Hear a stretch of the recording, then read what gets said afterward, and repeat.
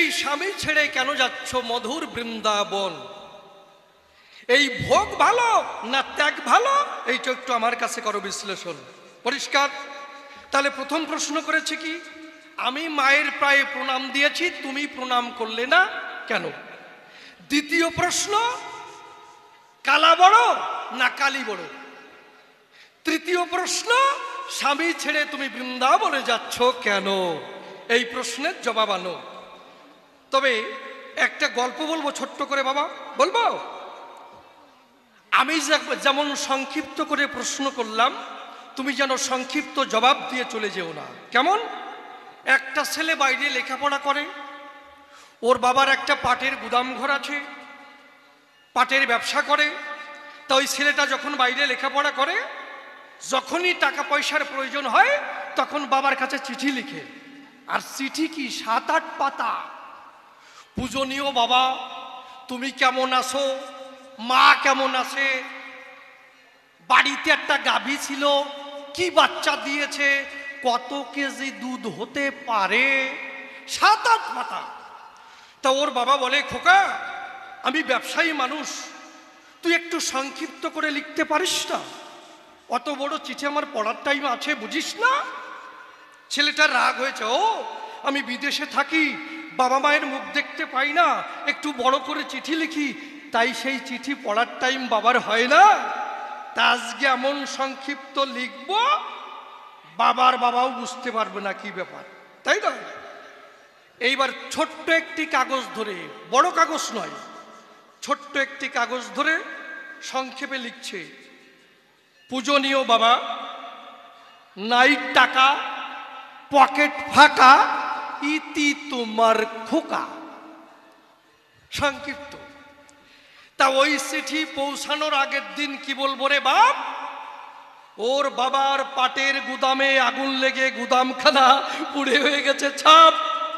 এমন সময় ওই ছোট্ট চিঠি পেয়েছে, বাবার মন আনন্দে ভরে গেছে। ও ছেলের তো একটু বুদ্ধি শুদ্ধি হয়েছে, ছোট্ট করে লিখতে বলেছিলাম, ছোট্ট করে লিখেছে। খুলে দেখে, ওরে সর্বনাশ, পূজনীয় বাবা, নাই টাকা, পকেট ফাঁকা, ইতি তোমার খোকা। ওর বাবা বলে, এই আমার বুদ্ধিও চোখা, আমি তোর বাবা, আমারে বানাস বোকা? আমিও জবাব দেব, ওই চিঠির উল্টো পিঠে অন্য কোনো কাগজ লাগাবো না। এইবার বাবা জবাব দিচ্ছে, ছেলে কি লিখেছিল? পূজনীয় বাবা, নাই টাকা, পকেট ফাঁকা, ইতি তোমার খোকা। বাবা জবাব দিচ্ছে, স্নেহের দুলাল, গুদাম পুড়ে সাপ, করো মাপ, ইতি তোমার বাপ। তা আমার মীরাবাই যদি এসে বলে গুদাম পুড়ে সাপ, করো মাপ, হ্যাঁ বাপ তো আর হয় না, করো মাপ। তাই জন্যে আমি যেমন সংক্ষিপ্ত প্রশ্ন করলাম, তুমি যেন সংক্ষিপ্ত জবাব দিয়ে চলে যেও না। যাক, তবে আর বেশি বলে কার্য নাই। সভাস্থলে এইবার করি একখানা গানের আয়োজন।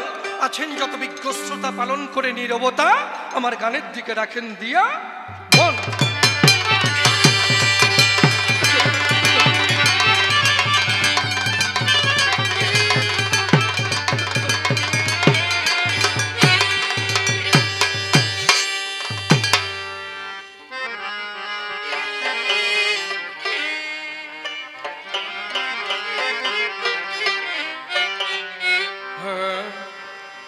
ভালোবাসায় একবারই হয় জীবনে, হায় গো ভালোবাসায় একবারই হয় জীবনে, হায় গো ভালোবাসায় একবারই হয় জীবনে। ওরে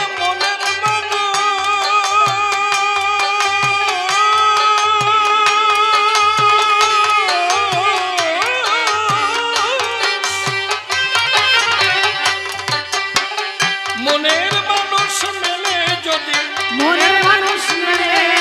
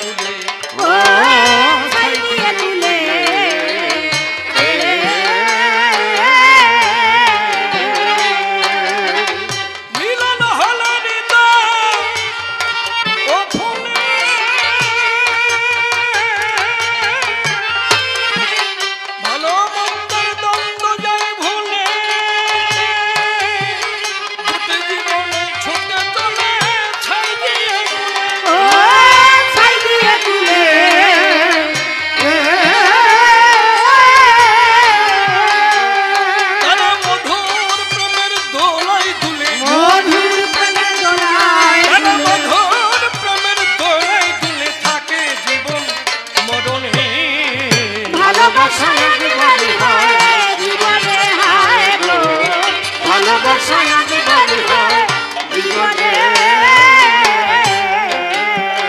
ভালো লাগা ক্ষণিকের তরে, ভালোবাসা হয় যে অন্তরে, ভুলিতে পারে না কেউ তাহা জীবন ভরে।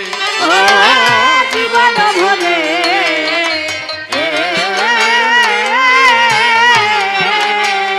তারা জন্ম আর জন্মান্তরে,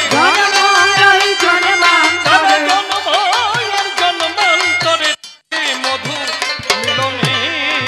ভালোবাসায় জীবনে হয় জীবনে হায় গো ভালোবাসায় জীবনে হয় জীবনে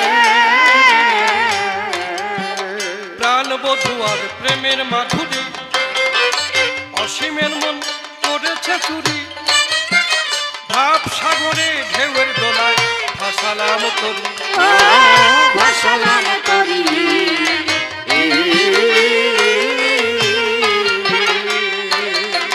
প্রাণ বধু আর প্রেমের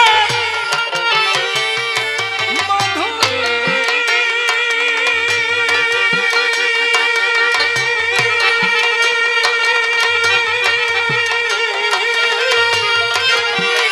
অসীমের মন করেছে চুরি। ভাব সাগরে ঢেউয়ের দোলায় ভাসালাম তরি। ভাসালাম করি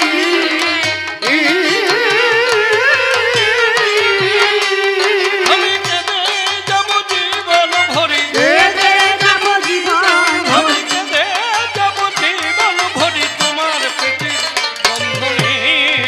ভালোবাসায় জীবনে হয় জীবনে হায় গো ভালোবাসায় জীবনে হয় জীবনে কল্পনাতে রানা কুম্ভই আমি সভ্য সবার ঠাই, বিপাক খেতে আসে আমার বধূ মীরাবাই। কিছু কথা জানতে আমার হলো কিঞ্চন, আজ কিছু প্রশ্ন করলাম তাহারে সদন।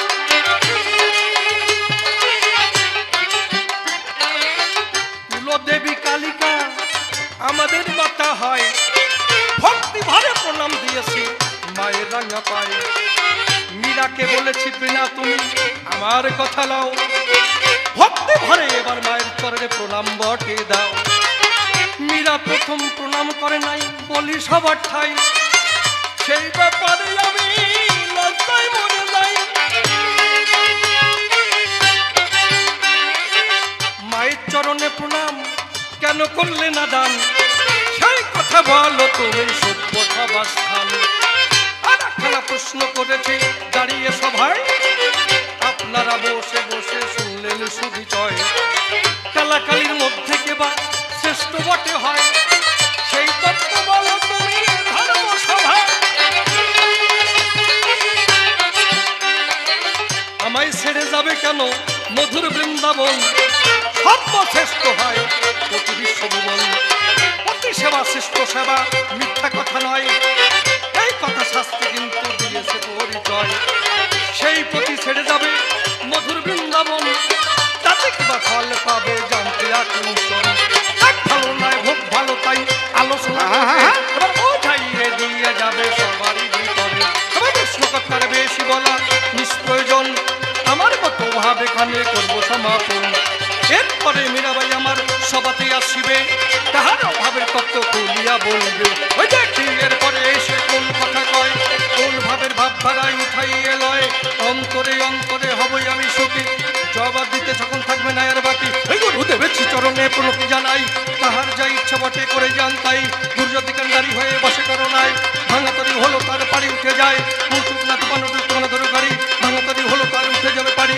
যাক তবে বেশি বলে নাই প্রয়োজন, আমার মতো ভাবে কেন করো সমাপন। এদিকে যাচ্ছে আমার যত ভক্তগণ অন্যরা করে যাই সবার চরণ, খুলি দেবে আমার শিরে এদিকে আমার মাতৃজাতি করে যাই সবার সম্পত্তি। এই পর্যন্ত আমার ভাব সাঙ্গ হয়ে গেল। একবার মা কালী প্রীতি প্রেমানন্দ মদন ভরে একবার হরি হরি বলো। হরি বল হরি বল হরি বল।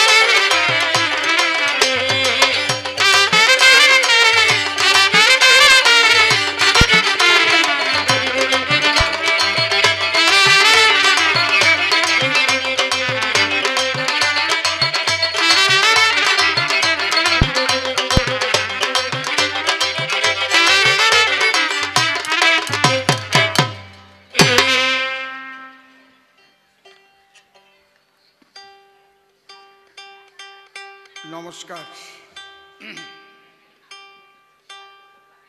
তিনটি প্রশ্ন করেছি।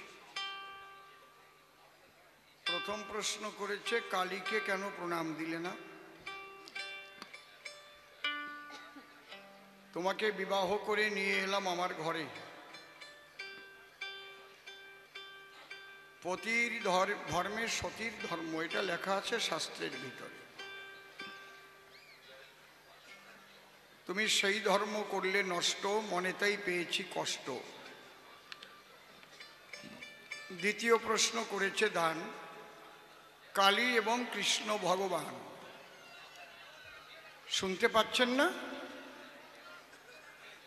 ওদিকে শুনতে পাচ্ছে না বলছে। ওদিকে বক্স আছে, ওখানকার বক্সগুলো একটু বাড়িয়ে দিন। আপনারা শুনতে পাচ্ছেন না, তাহলে পেছনের বক্স বাড়াতে হবে। পেছনে বক্স আছে তো? হ্যাঁ, একটু বাড়িয়ে দিন, অনেক শ্রোতা তো। এবার শোনা যাচ্ছে? শুনতে পাচ্ছেন পেছনে? ওদিকে বক্স নেই? হ্যাঁ, মাইকের চোঙ ওদিকে ঘোরানো আছে? দেখুন, এই দায়িত্বটা তো আমার না, তাই না? আমি গান গাইতে এসেছি, আমি আর বেশি মাতব্বরি করতে পারি না। আমি কমিটিকে বলবো আপনারা একটু দেখুন, ভলেন্টিয়ার্স যারা আছেন ওদিকে গিয়ে দেখুন যে ওদিকে সত্যি সত্যি শোনা যাচ্ছে কি না। এর চাইতে আমি আর বেশি হাত দেব না, ঠিক আছে? এবার তো শোনা যাচ্ছে মনে হয়। উনি শুধু হাত নাড়াচ্ছে, তা শোনা যাচ্ছে না। আমি যখন জিজ্ঞেস করছি, না শুনলে আপনি কি করে বলছেন শোনা যাচ্ছে না? তাই না? শোনা যাচ্ছে। দ্বিতীয় প্রশ্ন করেছে দান কালী আর কৃষ্ণ ভগবান, কে হবে শ্রেষ্ঠ? তুমি বুঝাও স্পষ্ট। তৃতীয় প্রশ্ন গেল করে স্বামী সেবা করলে সতী থেকে সংসারে, তাতেই সর্বসিদ্ধি হয়, ধর্ম হয়। কিন্তু তুমি আমাকে ফেলে কেন যাবে ব্রজে চলে, অর্থাৎ বৃন্দাবনে চলে? ও বারবার বলছে মূর্তির গলায়, মূর্তির গলায়। কিসের মূর্তির গলায়? পরিষ্কার বলতে পারো না? শ্রীকৃষ্ণের গলায়, মূর্তির গলায়, মূর্তির গলায়। কত রকমের মূর্তি থাকতে পারে, তাই না? একটা মন্দিরে তো এক রকমের মূর্তি থাকে না। এর মধ্যে একটা মারাত্মক কথা বলেছে, আকবর বাদশার গলার হার শ্রীকৃষ্ণের গলায় দেখতে পেয়েছে কে? ওনার বোন যমুনা। এটা ওনার আরো বিরক্তিকর আর কি। মুসলমানের গলার হার কেন পড়বে কৃষ্ণ সারোদ্ধার? একটু বেশি হয়ে গেল। সেই জন্য ওনার অন্তরে বড় জ্বালা। আমি একটা গান গেয়ে তারপরে তার জবাব দিয়ে জ্বালা মেটানোর চেষ্টা করব। সভ্য সভাতলা। হ্যাঁ, হরি বল।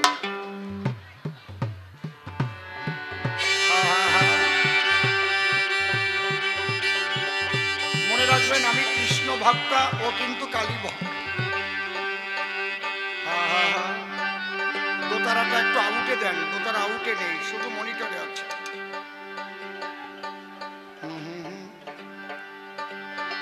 ওনারা শুনতে পাচ্ছেন না। আমাকে বলবেন না, কমিটিকে বলুন। হ্যাঁ, ওদিকে শোনা যাচ্ছে না নাকি? কমিটি একটু দেখুন না, কমিটি।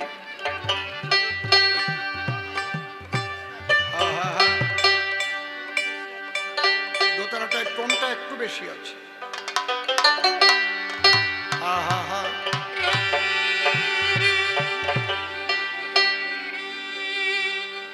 তোমায় প্রথমে যেদিন দেখেছি মনে আপন মেনেছি। বেহালার টোন কমবে। তোমায় প্রথমে যেদিন দেখেছি মনে আপন মেনেছি।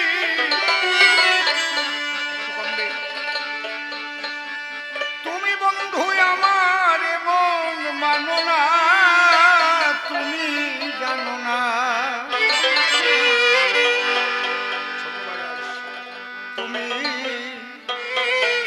জানো না রে প্রিয়,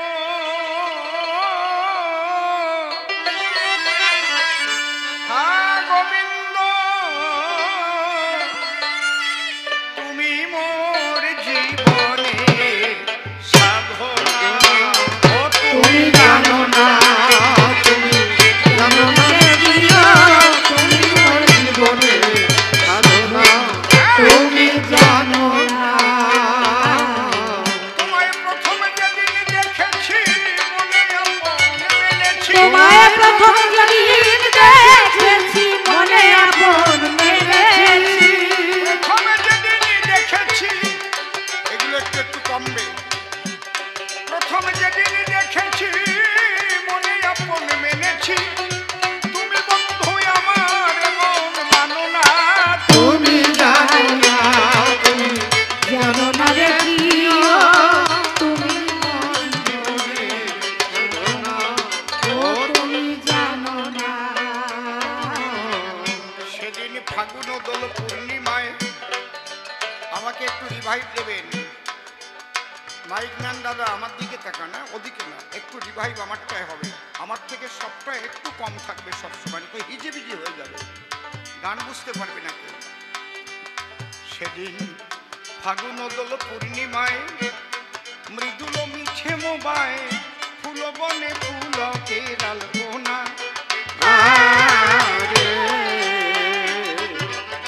সেদিন ফাগুন দোল পূর্ণিমায় মৃদুল মিছে মোবায় ফুল বনে ফুলকে আলপনা,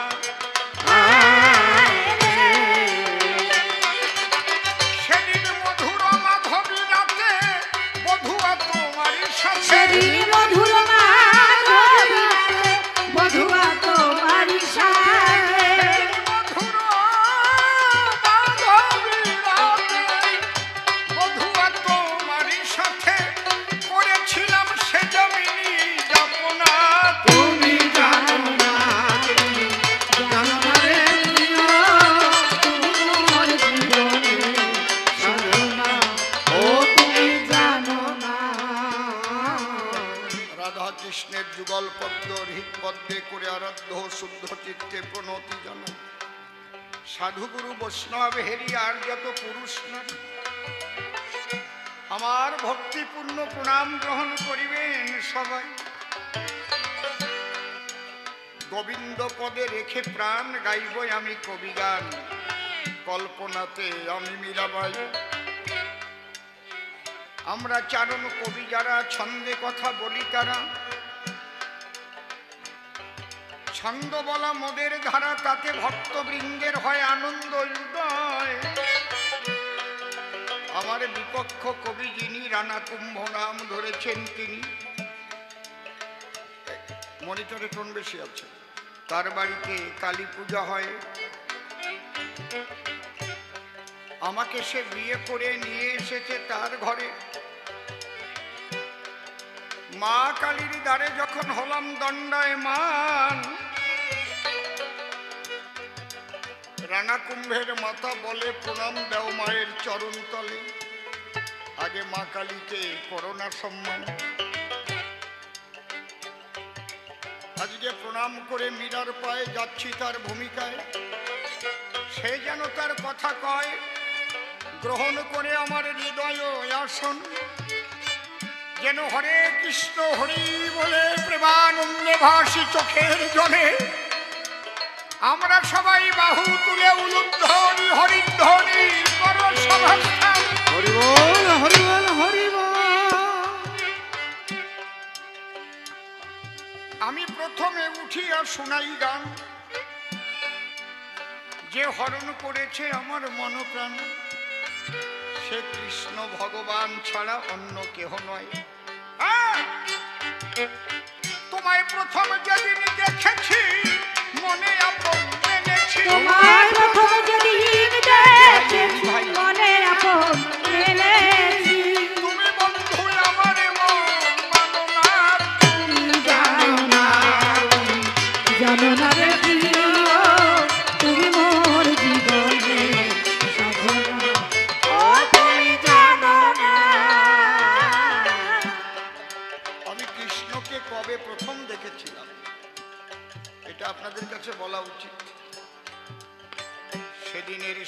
কথা বসে শোনেন বিজ্ঞ শ্রোতা। আমি যখন ছিলাম আমার পিতার ঘরে, আমাদের বাড়ির পাশ দিয়া এক বর বধূ পালকি চড়িয়া যখন ঢোল সানাই বাজাইয়া যায়, ওই ঢোল সানাইয়ের বাজনা শুনে আনন্দ জাগলো আমার মনে। আমি বাবাকে ডাক দিয়ে কহিলাম সেই সময়, বাবা আমাকে একটু বলে দেবা ওই পালকির ভিতরে কারা, আর ঢোল সানাইয়ের বাজনার দ্বারা ওরা কি ইঙ্গিত দিয়ে যায়? বাবা তখন ডেকে বলে, এটা তুই বুঝবি একটু বড় হলে, ওটাকে বিবাহের বাজনা বলা হয়। যুবক যুবতী বিয়ে করে তারা যাচ্ছে পালকিতে চড়ে, একে সামাজিক বন্ধন বলে দেয় পরিচয়। ওই কথা আমি শুনে বাসনা জাগলো আমার মনে, বাবা আমিও যাব পালকিতে চড়িয়া। মনে আমার আছে ভাবো আমিও বিবাহ করব, আমাকে দাও একটা বর আনিয়া। ছোট ছেলে মেয়ে থাকলে ঘরে কত রকম বায়না ধরে, ছোট বাজাও আমার উপর দিয়ে উঠে যাচ্ছে সামনে, ঠিক ওই রকম বায়না আমি ধরলাম সেই সময়। বাবা তখন ডেকে বলে, মা তোমার অঙ্গে যৌবন এলে, তুমি যখন বয়প্রাপ্ত হবে মানে বয়স হবে, তখন ভালো একটা ছেলে দেখে তার হাতে দেব তোমাকে, তুমি স্বামীর ঘরে গিয়ে স্বামী সুখে সুখী হবে। ডাকিয়া কহিলাম আমি এক্ষুনি চাহি স্বামী। বাবা বলে, চলো আমরা মেলা দেখতে যাই। ফাল্গুনী পূর্ণিমাতে ধরে বাবার হাতে হাতে দোলের মেলায় দিলাম দর্শন। মেলার মাঝে গিয়া একটা পুতুলের দোকানে দাঁড়াইয়া বাবা কহে, শোনো মীরা, এই পুতুলগুলো করো দর্শন, এদের দিকে চেয়ে দেখো দেখি কোনো বর পছন্দ হয় কি।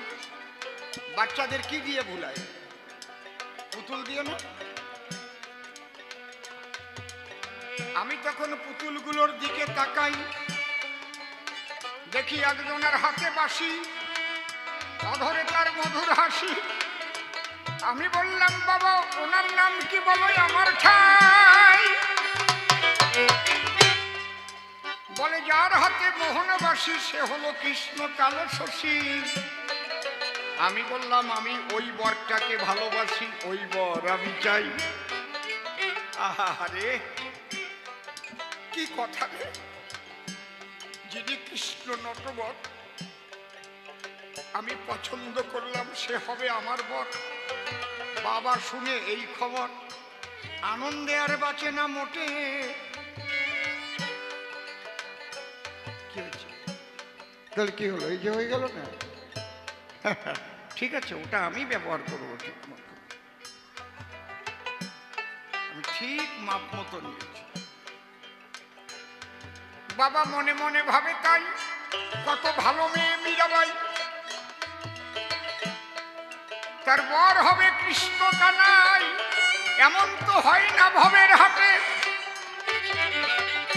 এমন ঘটনা যার ঘরে ঘটে, তার মতো ভাগ্যবান আর নাই মোটে। বাবার চিত্তপটে আনন্দ উদয় হলো, তখন ওই কৃষ্ণ বরটি আমায় কিনে দিল। আমি তাকে জড়াইয়ে ধরে বুকে চলিতেছি মনসুখে। ওই বর ঘরে নিয়ে মন্দিরে করলাম স্থাপন। আমি ফুল তুলে নিয়ে এসে আমার বরকে ভালোবেসে প্রতিদিন করি ভজন পূজন। মনে বড় আনন্দ জাগে। আমি নিজে সেবার আগে যা হয় রন্ধন আমি তাই হাতে ধরে আগে দেই বরের অধরে। খাও না, খাও না, খাও না মদন মোহন। এইভাবে খেলা করি। আমার বর গিরিধারী। ধীরে ধীরে আমার যখন বয়স বেড়ে যায়, অঙ্গে আমার যৌবন এলো। দেখতে আমি ছিলাম ভালো। একদিন কলসি নিয়ে দিয়েছি জল ভরিতে নদীর কিনারায়।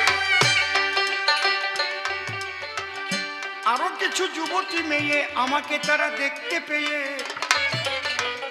একটু ব্যঙ্গাত্মক সুরে ডেকে কয়, এই মেয়েটা শুধু থাকে ঘরে, একটা মাটিকে বর বর বর বর করে, আমাদের সঙ্গে খেলতে আসে না কখন। এই মীরা, কি গো? আরে তুই ঘরে কি করিস? আমাদের সঙ্গে এসে খেলতে পারিস না? আমি বললাম, মীরাবাই, আমার বরের সেবার উপরে আর কিছু নাই। ওই সেবা করে আমি আনন্দ পাই সর্বক্ষণ। বল, কে তোর বর? বললাম, কৃষ্ণ নটবর। বলে, ও তো মাটির কৃষ্ণ রে। আমাদের কাছে বলে দেখি, কোন মাটির পুতুল কোন যুবতীর বর হয় নাকি?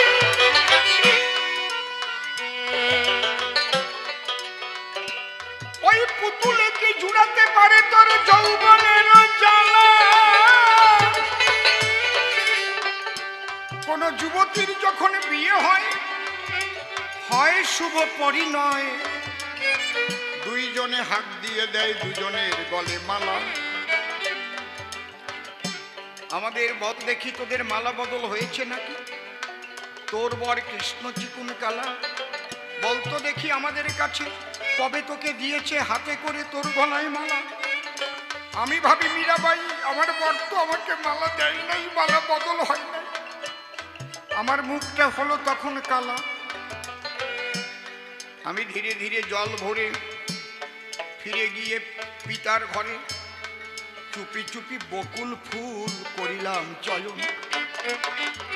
জানেন, যত ভক্তবৃন্দ বকুল ফুলের সুগন্ধ। দুটো মালা গাঁথিলাম যখন, গভীর রাত্রিতে মালা দুটি নিয়ে হাতে আমি আমার গোবিন্দের সাক্ষাতে দিলাম দর্শন। হে আনন্দময় গোবিন্দ, আমার কথা লও। একটা মালা আমি তোমার গলে দিলাম হে বাঁকা শ্যাম, আর একটা মালা নিজে ধরে আমার গলায় পরাও। মাটির কৃষ্ণ মালা পরায়, ধরেও না, নড়েও না, চড়েও না। ও, তাহলে এতদিন আমি মাটির পূজা করেছি। আমার কৃষ্ণ কথা বলবে না? আমার মদন মোহন গিরিধারী লাল কথা বলবে না? আমার বর কথা বলবে না? আমাকে মালা দেবে না? তাহলে আমি আর এই জীবনে রাখবো না। আমি গলে কলসি বেঁধে নদীর জলে জীবন ধর্ম বিসর্জন।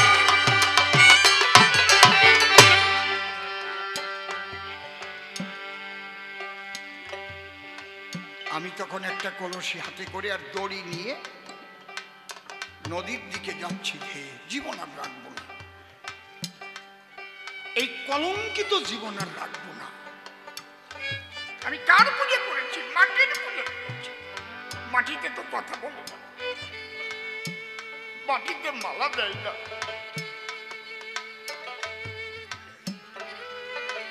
কলসির গলে দড়ি বাঁধা হয়ে গেছে, এখন দড়ি গলায় পড়বে। ঠিক এই সময় পেছন থেকে হঠাৎ কে যেন উঠেছে ডেকে, মীরা, কে? আমি তোমার বর কৃষ্ণ নটবর। তুমি তুমি এসেছো প্রভু, তুমি এসেছো। মীরা, মীরা, সবাই ভাবে সনাতনী হিন্দুরা শুধু মাটির পূজা দেয়, কিন্তু কেউ জানে না কোন অবস্থায় ওই মাটি কথা কয়, কোন অবস্থায় মাটির মূর্তি জীবন্ত হয়। মীরা, যদি কেউ সমস্ত আকাঙ্ক্ষা বাদ দিয়ে জীবনের মায়া ছেড়ে দিয়ে হ্যাঁ কৃষ্ণ বলে কৃষ্ণ মনে করে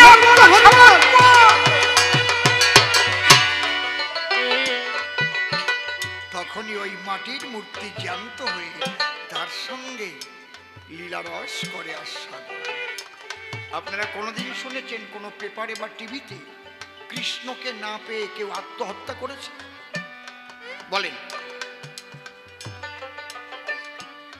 একটা মেয়েকে ভালোবাসবে, না পেলে আত্মহত্যা করবে।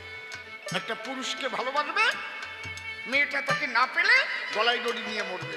কিন্তু কোনদিন শুনেছেন যে কৃষ্ণকে ভালোবেসেছিল, তাকে পাইনি বলে দড়ি বেঁধে গলে সে গাছের ডালে ঝুলে পড়েছে? আছে, খবর আছে? বলেন, একটা বলেন।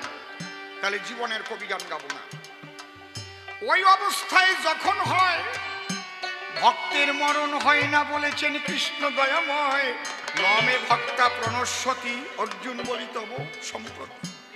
ঠিক ওই অবস্থায় পৌঁছাতে হয় ভক্তির রাজ্যে, তখন ওই মাটির কৃষ্ণ কথা কয়। আমি দেখলাম মীরাবাই মালা নিয়ে প্রাণ কানাই আমার দিকে হলো ধাবমান, ডেকে বলে কালো শশী, মীরা তোমায় যে কত ভালোবাসি, তাইতে আমি ছুটে আসি তোমার গলে মালা করতে যাব। যখন আমার গলায় দিল মালা, জুড়ালো আমার প্রাণের জ্বালা, প্রেমানন্দে হরি বল যত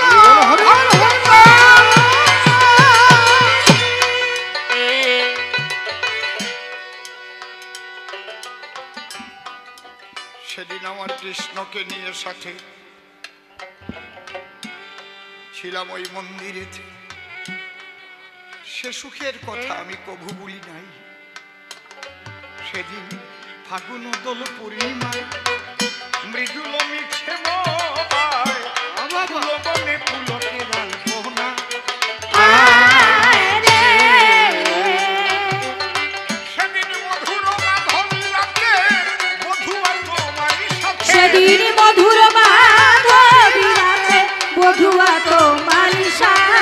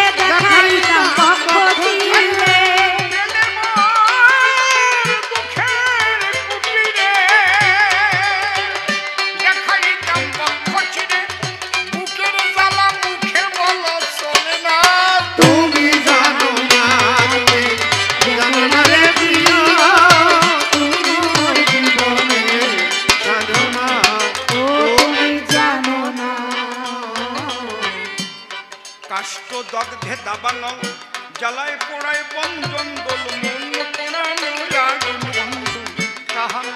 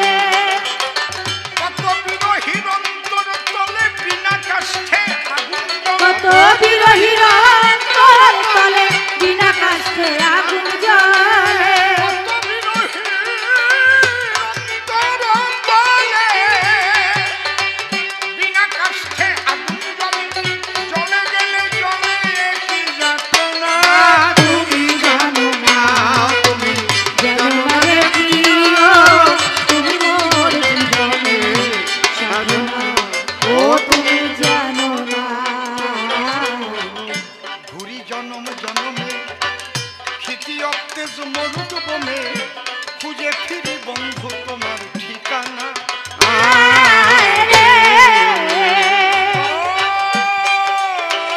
মদন মোহন গিরিধারী লাল, গিরিধারী লাল, গিরিধারী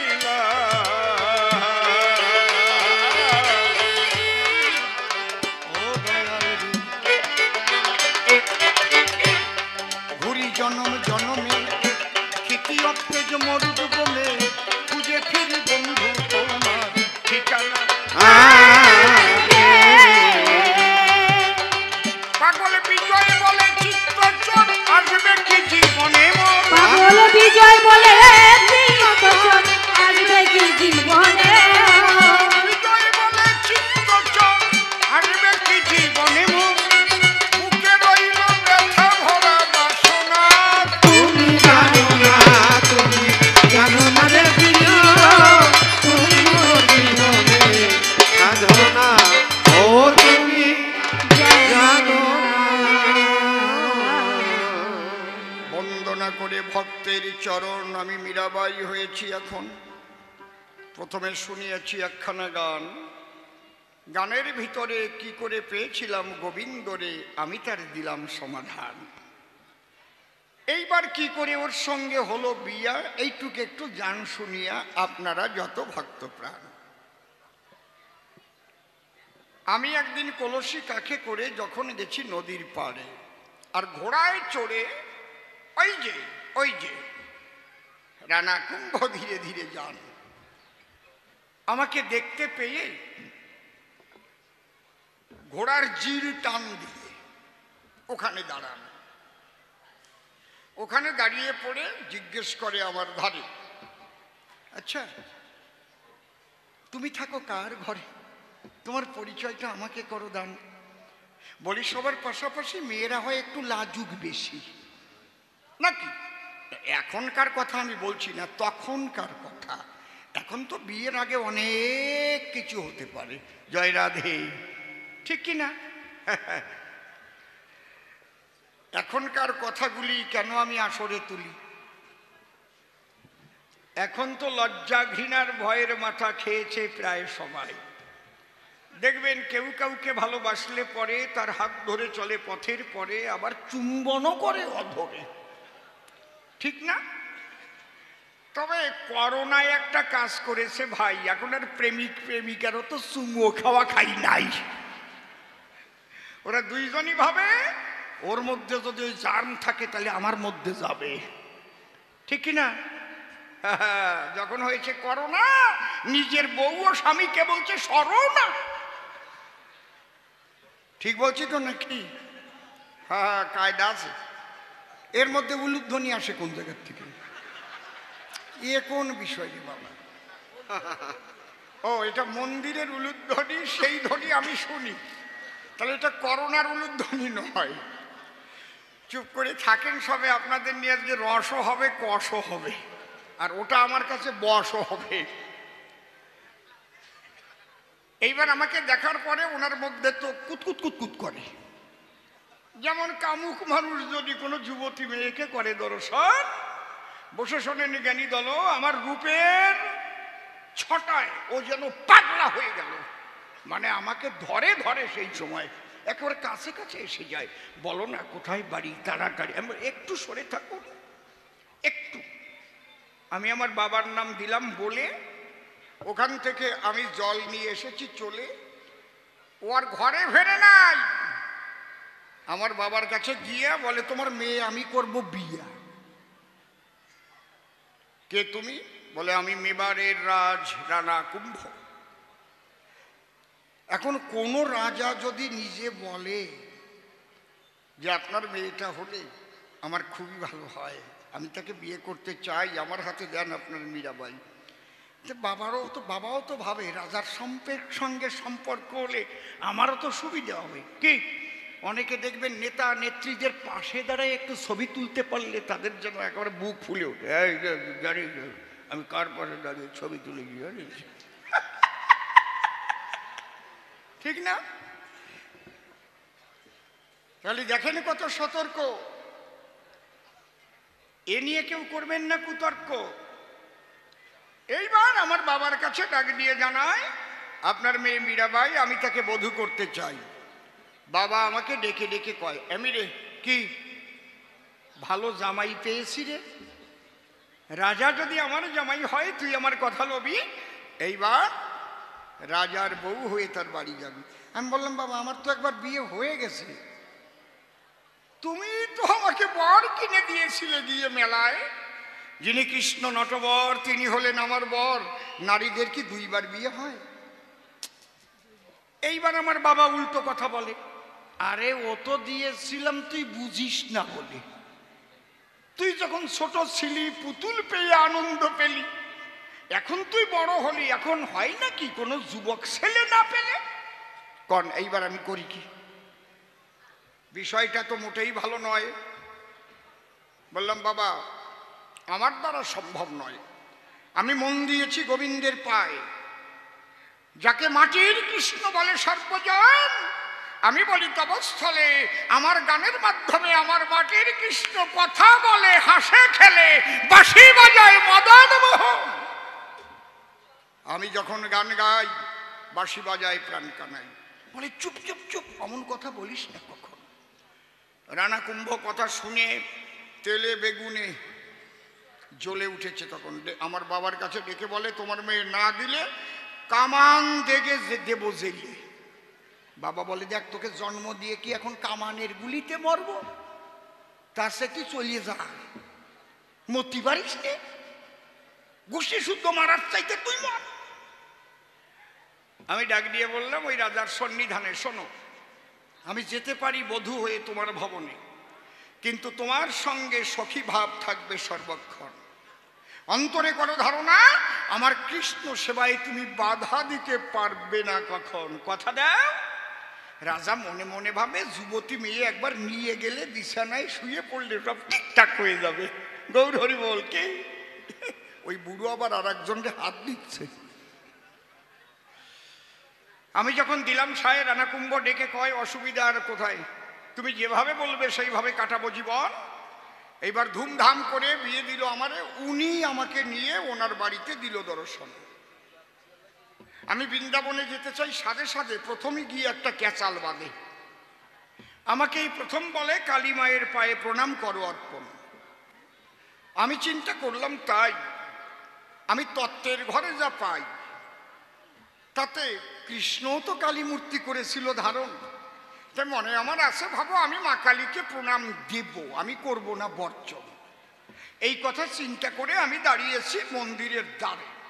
হঠাৎ ভিতরে ছিল এক পুরোহিত ব্রাহ্মণ, আমাকে ডেকে করে, মানা মীরা খালি হাতে প্রণাম দিতে যেও না, প্রণাম দিতে হলে একটা জবার প্রয়োজন। মনচিত্ত করে আকুল হাতে নিয়ে একটা জবা ফুল মায়ের চরণে করো অর্পণ।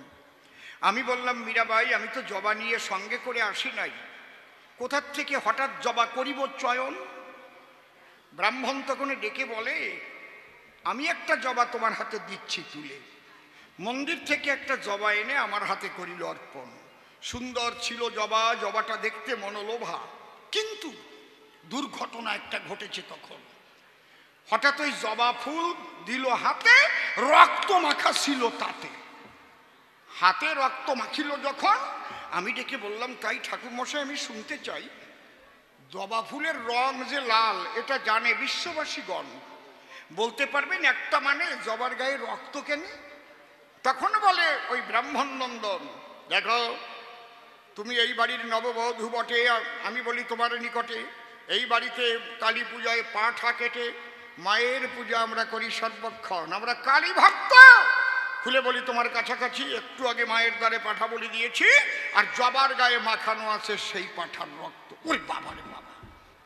যখন বলে পাঠার রক্ত, আমি হলাম বিরক্ত। এরা আবার কেমন ভক্ত? এ তো মারাত্মক সত্য, এ তো আসল ভক্ত নয়।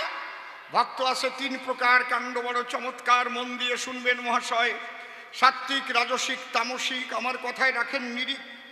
এই তামসিক ভক্ত যারা পাঠা বলি দেয়, এই পাঠা বলির কথা শাস্ত্রে আছে গাথা। একদিন ভোলানাথ শিব কালীর কাছে ডেকে ডেকে কয়, কোন শাস্ত্রে? রুদ্রচণ্ডী পুরাণ দেখবেন খুলে। শিব ঠাকুর কালীকে বলে, কালী তোমার দরজায় পাঠা বলি দিলে তুমি খুশি হও না অখুশি হও বলো আমায়। কালী বলে, শিবের ঠাই শোনো তুমি ভোলানাথ গোসাই, আমার দ্বারে পাঠা কেন? কোন জীব হত্যা করলে পরে আমি বলি তোমার ধারে সে যায় অনন্ত নরকে। এটা লেখা আছে শাস্ত্রের পাতায়। কি লেখা আছে? মমদারে মমযজ্ঞে যৌনরা পশুঘাতকাতে নরা নরক জানতি যাবচ্চন্দ্র দিবাকরম।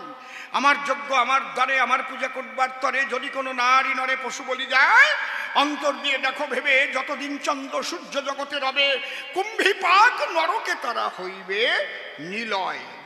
তবে পাঠা বলি দিতে হয়, সেখানে কালী ডেকে কয়, কোন পাঠা? দেহের মধ্যে 6টা পাঠা দিবা নিশি ঘটায় লেঠা, কাম ক্রোধ মদ মাৎসর্য যারে কয়, জ্ঞানের খড়গ ধরে যদি ওই 6টা পাঠারে বলি দিতে পারে, মা কালী কুণ্ডলিনীর দরজায় কালী তখন জেগে ওঠে, ভক্তির পদ্ম তখন ফোটে, প্রেমানন্দে হরি বলে বৃন্দাবনে পাঠায়, গৌর হরি বলে সে যায় বৃন্দাবনে চলে। তখন ওই যোগ মায়ার কৃপা তার উপরে হয়। সেই কালী কোথায় আছে একটু বলি আপনাদের কাছে। এই জন্যে গুরু ঘরে গিয়ে আত্মতত্ত্ব জ্ঞান লাভ করতে হয়। এই যে মানব দেহ কর নিরীক্ষণ, চতুর্বিংশ তত্ত্বে ইহা হয়েছে গঠন।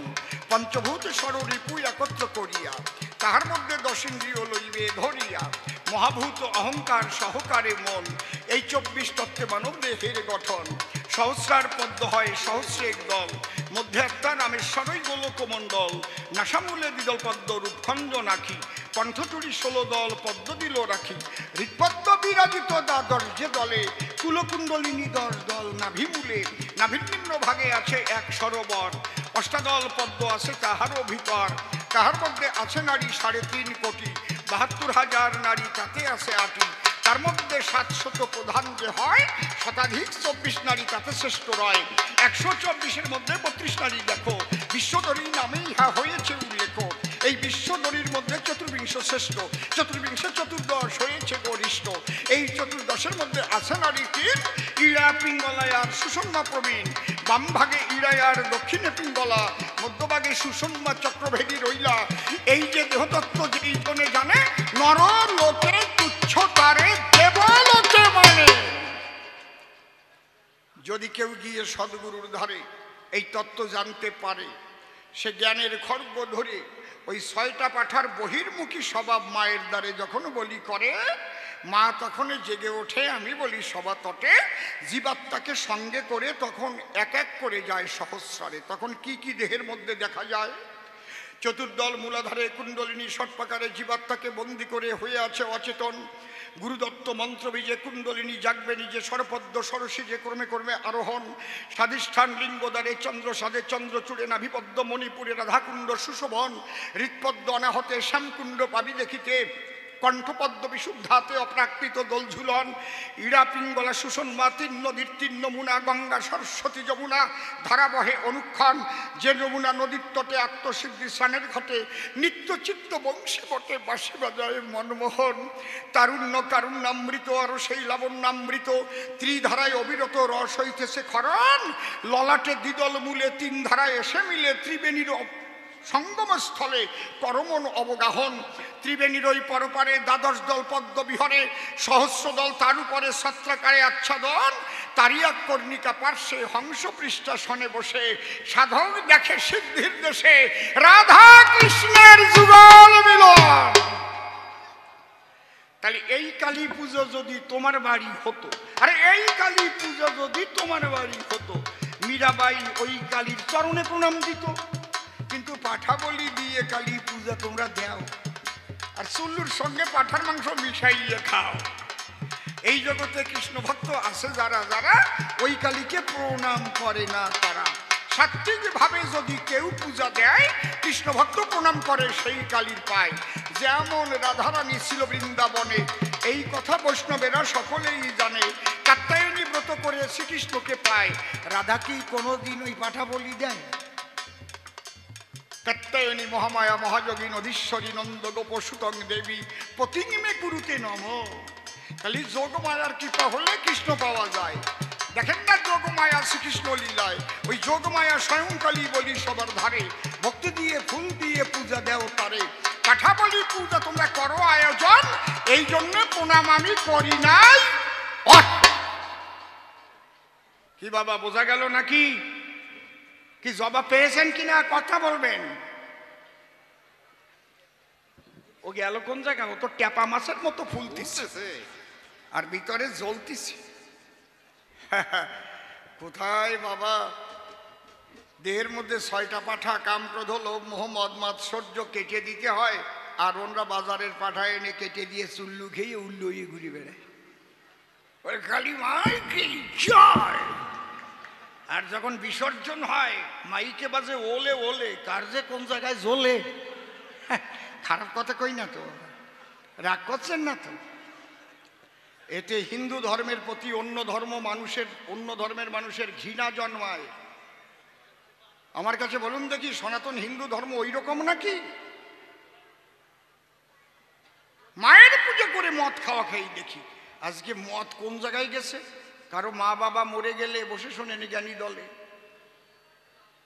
শ্মশানে নিয়ে দেবে আগুন জেলে পোড়াইয়ে। ওই জায়গাও মদ না দিলে ওই মদনার দল যায় না। আপনাদের এদিকে এখনো মনে হয় ওই ব্যাপারটা হয়নি না? হয়েছে নাকি? হায় হায় হায়, আমি এলাম কোন জায়গায়? ওই ক্যান্সারে এখানেও ধরিয়েছে। এক জম্বের মরা মরিয়েছে। আরে একজন মরে গেলে সবাই ভাসে চোখের জলে, আর ওই কয়জন যাবে মদ গিলে। বলো হরি হরি বল, আসছে বছর আবার হবে। আমার কাছে বলুন দেখি, এটা হিন্দু সনাতন ধর্মের নিয়ম নাকি? পূজা পার্বণ করে যদি মধু মাতাল হয়ে ঘোরে, মা বাবা গেলে মরে, শ্মশানে যেতে যদি মদ খেয়ে যায় শ্মশানপুরে। এই জন্য অন্য অন্য ধর্মের মানুষ যারা এইসব দেখে ঘৃণা করে, তারা সনাতন হিন্দু ধর্মের পবিত্রতা রক্ষা করে চলবেন সর্বজন। সবার চরণে থাকলো এই নিবেদন। এবার করি আর একখানা গানের আয়োজন। আরো দুটো প্রশ্ন দান করে গেছে সভাস্থান, আমি এবার গেয়ে গান, তার জবাব দেব সবার সদন।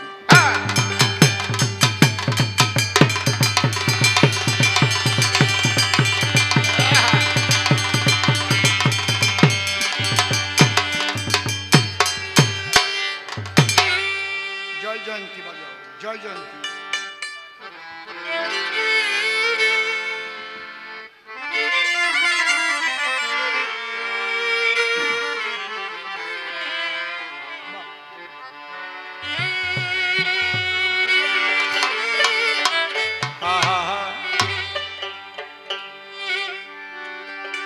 শুধু ধনে থাকিলে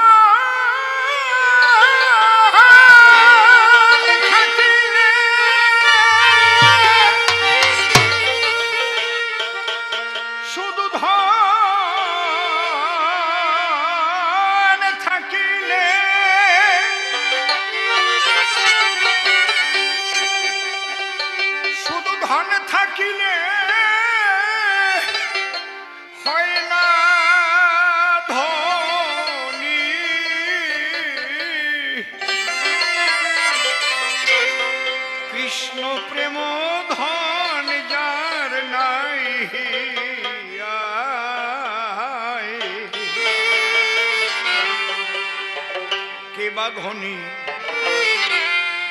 আরে কে বা গরি বোঝা বড়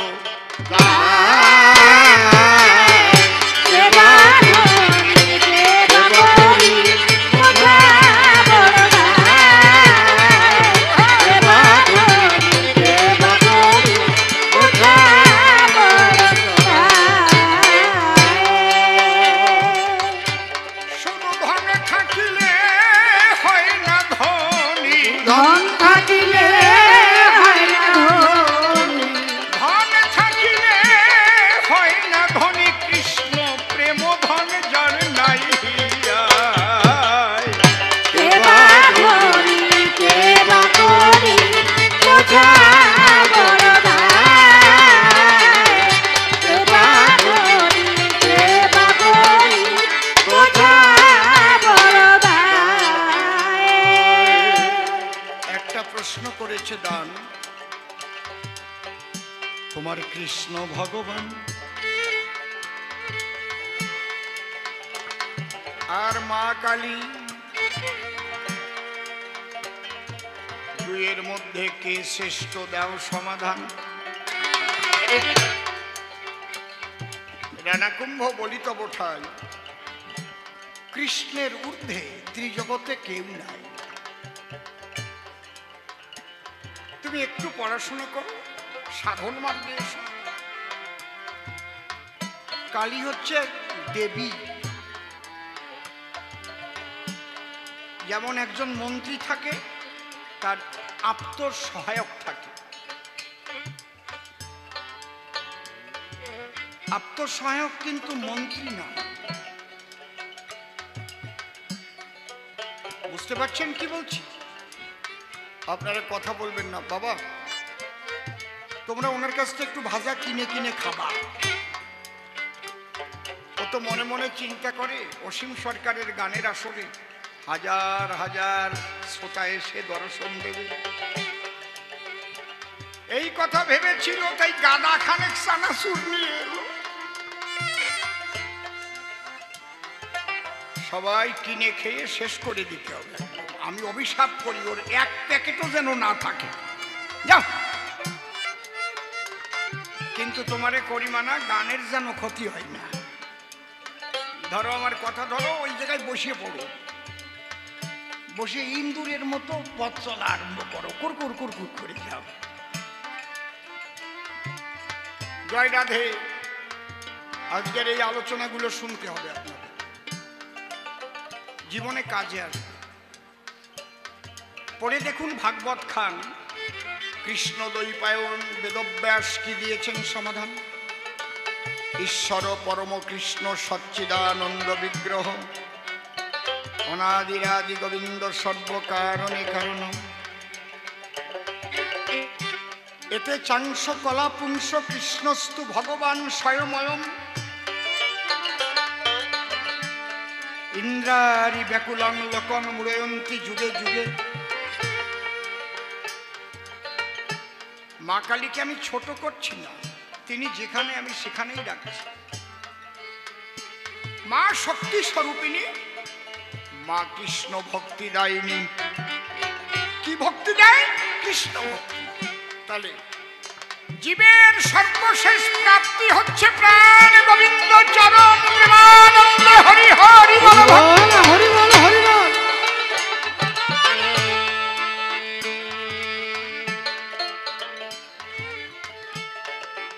যত ধনে ধনী হও না কেন, যতক্ষণ কৃষ্ণ প্রেমোধন তোমার মধ্যে জাগ্রত না হচ্ছে,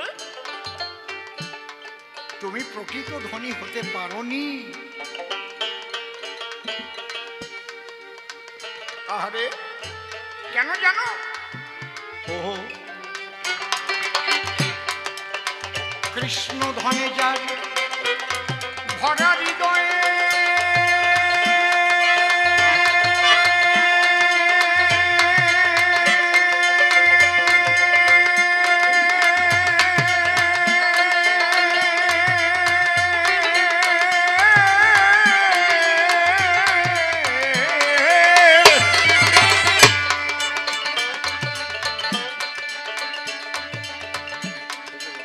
কৃষ্ণ ধনে যার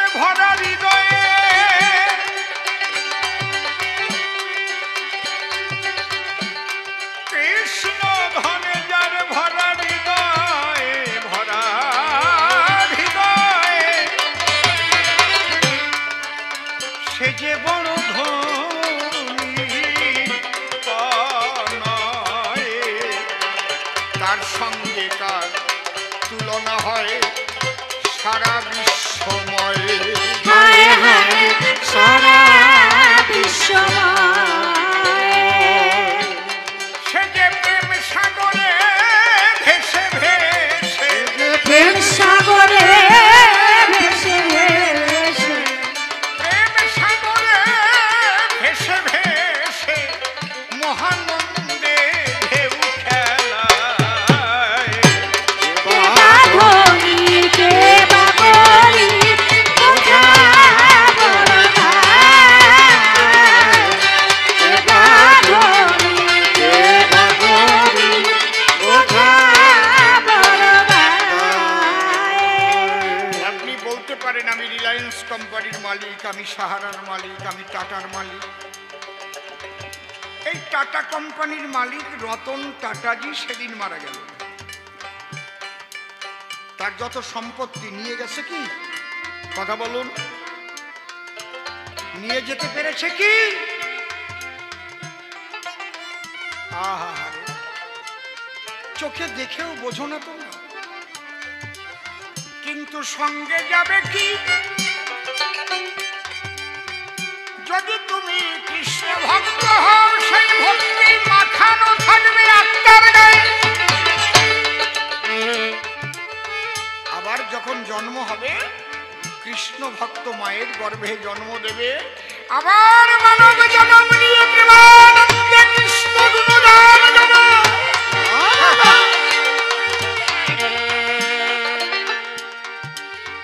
এই জন্যে আমার গান পার্থিব ধন কাকা করি,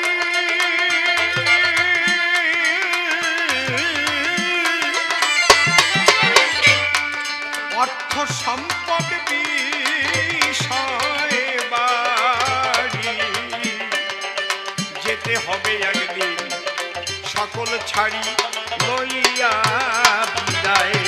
হায় হায় লইয়া বিদায়।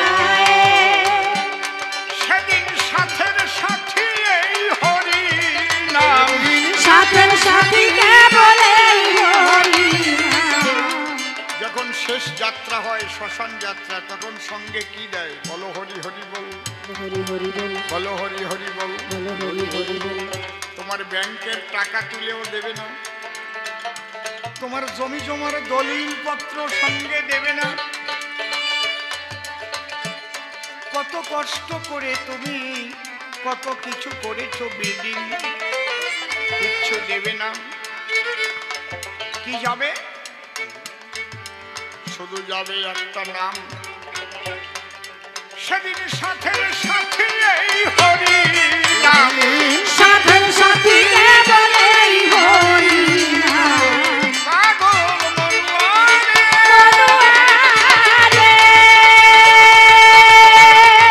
বাবা,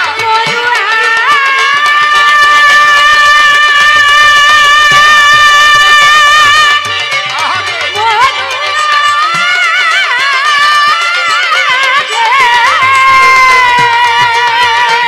মায়েরা উলু ধরে দাও, হরি হরি বল, হরি হরি বল।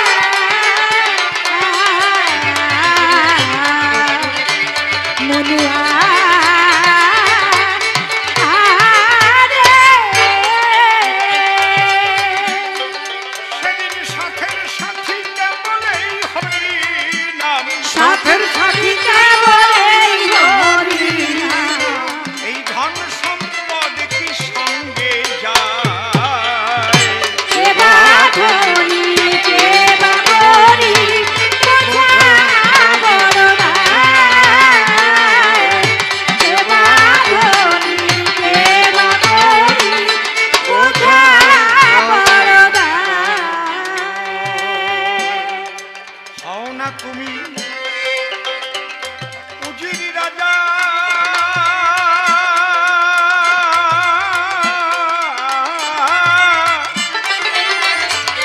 ভাই রে শ্মশান ঘাটে একই সাজা। বুঝবে তখন কেমন মজা হবে ভস্মময়। হায় হায়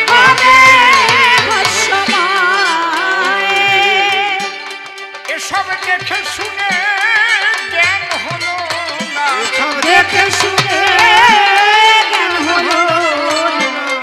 এত দেখে শুনে জ্ঞান হলো না, অধম অসীম রইল ঘোর মায়ায়। সেবা করি, সেবা করি, বোঝা বড় দায়।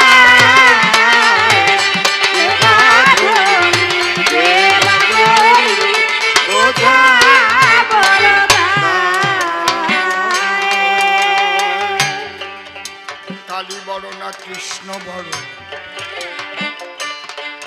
কে বা হবে শ্রেষ্ঠ? শ্রেষ্ঠ হলেন যিনি আমার কৃষ্ণ জগদীষ্ট।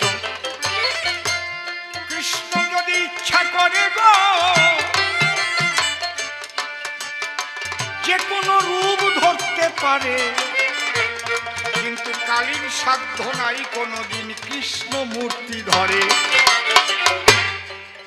কৃষ্ণের ঊর্ধ্বে ত্রিজগতে আর কোনো শক্তি নাই। কালীকে তুমি কি করে বড় করো আমি শুনতে চাই। আমি তোমাকে একটা প্রশ্ন করছি, ও তো আমাকে শুধু প্রশ্ন করেছে। তুমি যে বললে সতী নারীর কর্মপতি সেবা করা, তোমার বাড়ি যে কালী পূজা হয় সেই কালী পূজার পায়ের তলায় কে? কে পায়ের তলায়? শিব। তা কালীর কি হয়? নাতি হয়, স্বামী হয়। তা উনি যে বলে গেল সতী নারী পতি সেবা করে, তাই তোমার মা কেন পতিকে পাড়ায় মারে? ব্যাপারটা কি? আরে উল্টো কল দুইজনের ভিতরে, নিচে পা দিয়ে পাড়া দেয়, উপরের জনের জিভ বের হয়ে যায়। ব্যাপারটা কি? যদি পারো বাপের বেটা হয়ে জবাব দিও। কি বলবে না? এটা কি পতি সেবা হলো? এখানে যারা যারা গান শুনতে এসেছে ওরা যদি মনে মনে ভাবে আজকে বাড়ি গিয়ে পাড়াইয়ে পাড়াইয়ে পতি সেবা দেবে, সব বাড়ির পুরুষ মানুষ মেয়েদের পায়ের তলায় যাবে, রাত ভরে পাড়াইয়ে নারী ভুড়ি বের করে দেবে। পাড়াপাড়ি কেন বলো? জবাব নেবেন কিন্তু, ও যেন ফসকে না যায়। তাহলে লজে উঠতে দেব না, গাড়িতেও নেব না। পতি সেবা। তোমার মা উলঙ্গিনী কেন? শিবের কি একটা কাপড় জোগাড় করার ক্ষমতাও নাই? ছি ছি ছি ছি ছি। উলঙ্গিনী অবস্থায় পূজা করো কেন? তাহার জবাব দাও। এর জবাব দিয়ে তুমি সবাইকে বুঝাও। এত ফুলের মালা থাকিতে কেন গো কালীর গলায় মুন্ড মালা তোলে? এই তত্ত্বটা ব্যাখ্যা করি একটু বলবার সভা বলে। বাবা ও আমাকে প্রশ্ন করবে, আমি চাপান দেব না? আপনারা কি বলেন? আপনারা কি বলেন? দেব না? ছেড়ে দেব? অত সোজা না। তোমাকে কবি গান কে শিখিয়েছে আজকে দেখা যাবে। হ্যাঁ, কায়দা আছে। এই জবাব দিবা। আর এই কালী পূজা দিয়ে তোমরা মদ খাও কেন? মদ খেতেই হবে না? উনি বলছেন মদ না খেলে হবে না, খেতেই হবে। খাও, তোমার টাকা দিয়ে তুমি খাবা, আমার বাপের কি? এইবার শোনো, আমি যখন প্রণাম দেইনি গো ওই ব্রাহ্মণ তখন খচে গেছে, রেগে গেছে। কি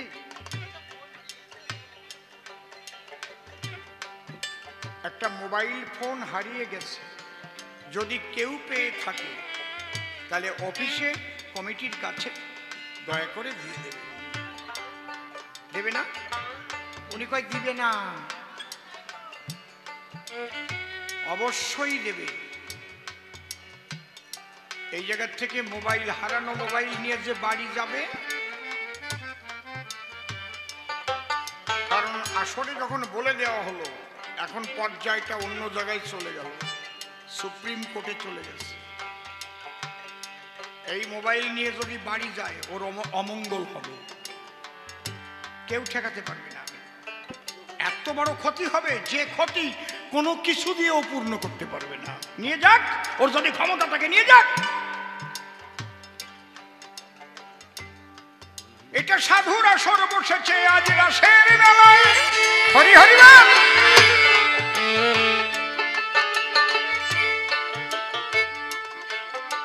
এইরকম কথা বলতাম না, আপনি বললেন দেবে না, তাই বলতে বাধ্য হলাম। পারবে না ও হজম করতে,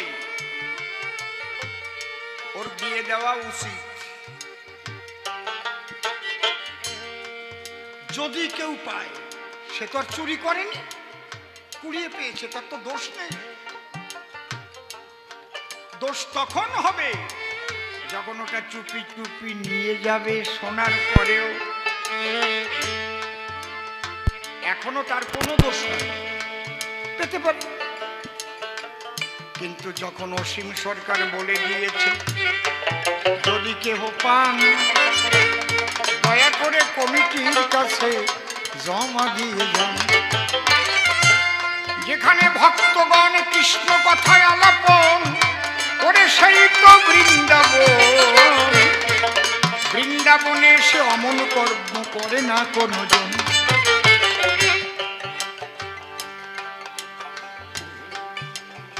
এইবার আমাকে বাড়ির বাইরে ওইরকম পথের পাশে ঘর বেঁধে দিয়েছে, থাক ওখানে থাক। আমি কি করব? আমার মা বাপের মুখের দিকে তাকিয়ে, মর্যাদার দিকে তাকিয়ে বাপের বাড়িতে গেলাম না। আমি ওখানে বসে কৃষ্ণ নাম করি।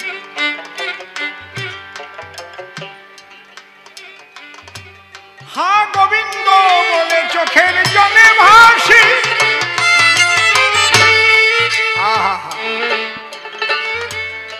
রাজরানী মীরা ভিখারিণী গিরিধারী তোমার লাগিয়া। রাজরানী মীরা ভিখারিণী গিরিধারী তোমার লাগিয়া। রাজরানী হয়ে এসেছিল, কিন্তু ভিখারিণী হয়ে গেলাম। আমাকে রাস্তার পাশে বেঁধে দিয়েছে ঘর, আমি সেখানে বসে কৃষ্ণ নাম করি নিরন্তর। আমি যখন গান গাই আমার প্রাণটা নাই, আমার গানের সুরে বাঁশরি বাজায় বাজায়।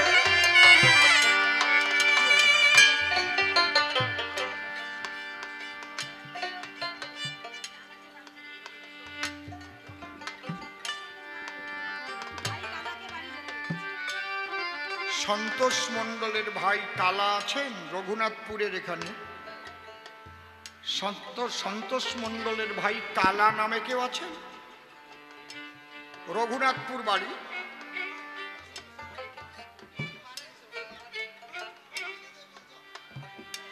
যদি থাকে বাড়ি চলে যান, কারো মৃত্যু ঘটেছে, আপনি তাড়াতাড়ি চলে যান। পথে পথে ঘুরি উদাসিনী, পথে পথে ঘুরি উদাসিনী হরিনাম ভিক্ষা মাগিয়া।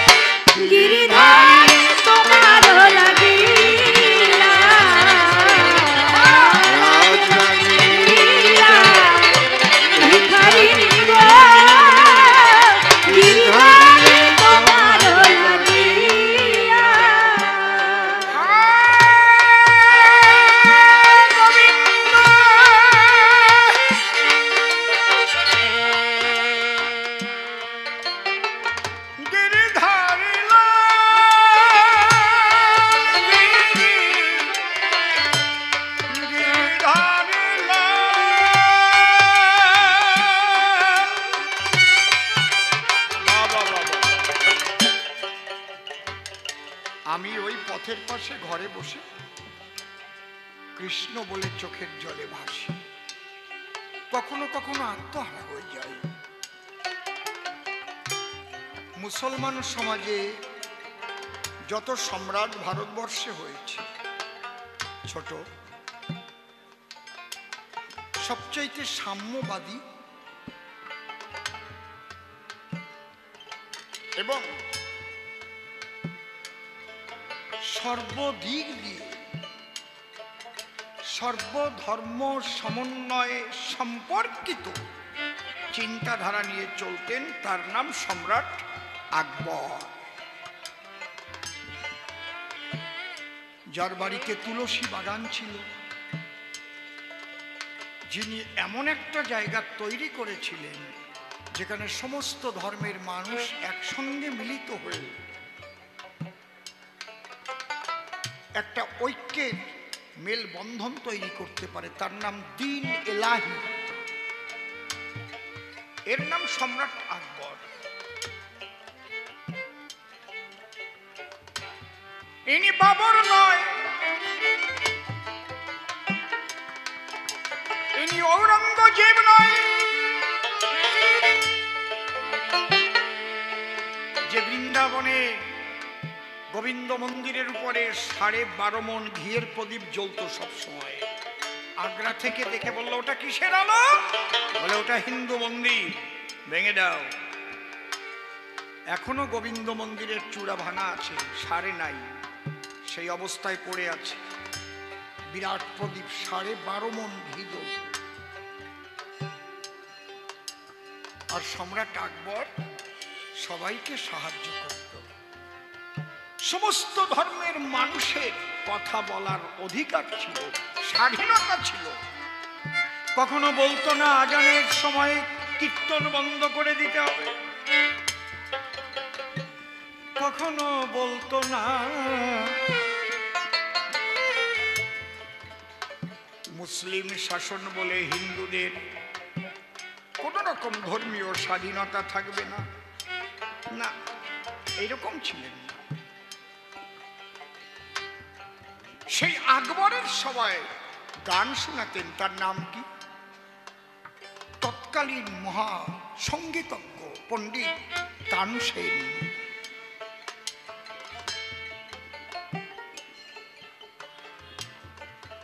মুসলিম ভাইরা বলে থাকে গান নাকি গোনা, আর যদি ভালো বড় বড় ওস্তাদ সব কিন্তু মুসলিম ভাইদের মধ্যে। দেখেন, খা বংশে খা, বিসমিল্লাহ খা, ওস্তাদ আলী হোসেন, ওস্তাদ জাকির হোসেন কাবলা।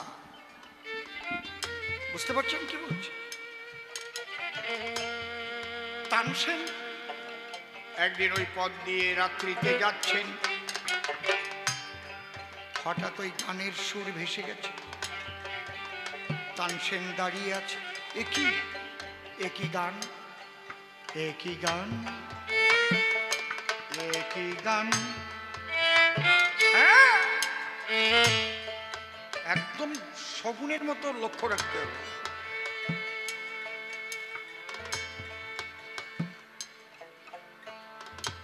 এমন গান তো জীবনে শুনিনি। আমি গান গাইলে বরুণ রাগিনীতে বৃষ্টি হয়,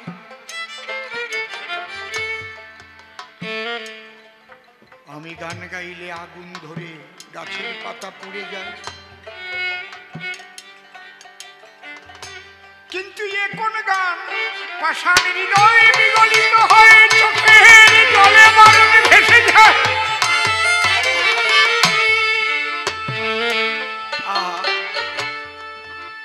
তানসেন কাঁদছে, আমি কিচ্ছুটি জানি না। কাঁদতে কাঁদতে আকবরের সভায় গিয়ে হাজির। আকবর বলছে, এমন করে কাঁদছো কেন গো? বলে, কাঁদবো না, কাঁদবো না, আর আমি গান গাইবো না, আমি এখনো গান শিখিনি। বলে, তোমার গানে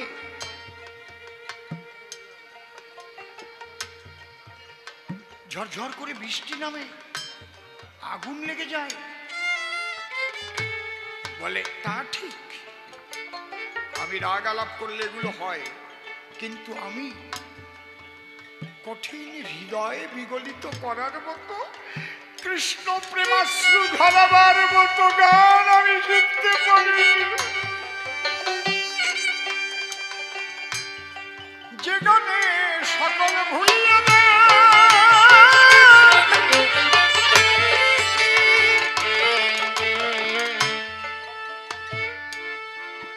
হা কৃষ্ণ বলে কানতে শেখায়। গান তো বহু রকমের আছে, কিন্তু খুব ভালো ভালো দল যখন নাম কীর্তন রাগরাগিনীতে করে, মানুষ কেঁদে আকুল হয়ে যায়, হয় না? দেখেননি আপনারা? নাম শুধু নাচার জন্য নয়, নামে যদি হৃদয় বিগলিত না করে তাহলে সেই নাম করে কি হবে? কৃষ্ণ নামে যদি নয়নের ধারা না নামে কি হবে সেই কৃষ্ণ নামে?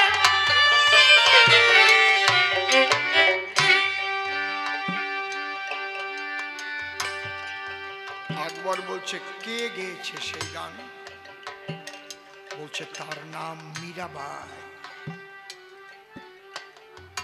তুমি একটা কাজ করবে, তাকে নিমন্ত্রণ করে আমার সভায় আনবে, আমি একটু গান শুনবো।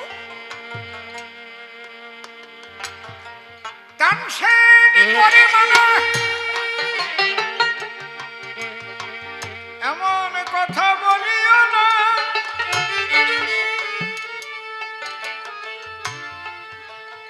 মীরাবাই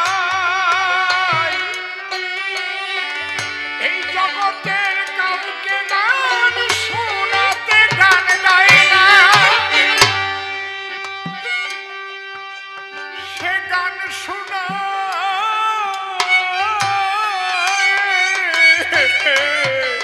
তার কৃষ্ণকে শোনাতে।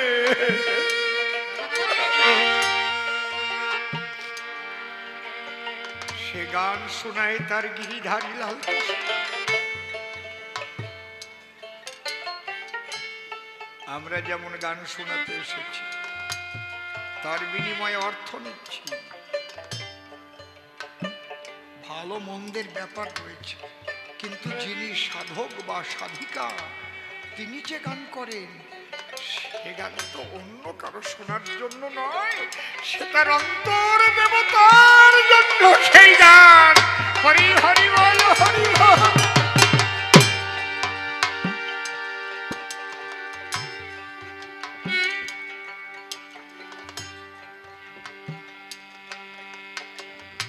এই জন্য সাধক আর শিল্পীর মধ্যে ব্যবধান আছে। হ্যাঁ, কেউ কেউ একাধারে শিল্পীও হন, সাধকও হন। যেমন তানসেনের গুরুদেব হরিদাস স্বামী, তিনি বিরাট শিল্পী আবার বিরাট সাধক।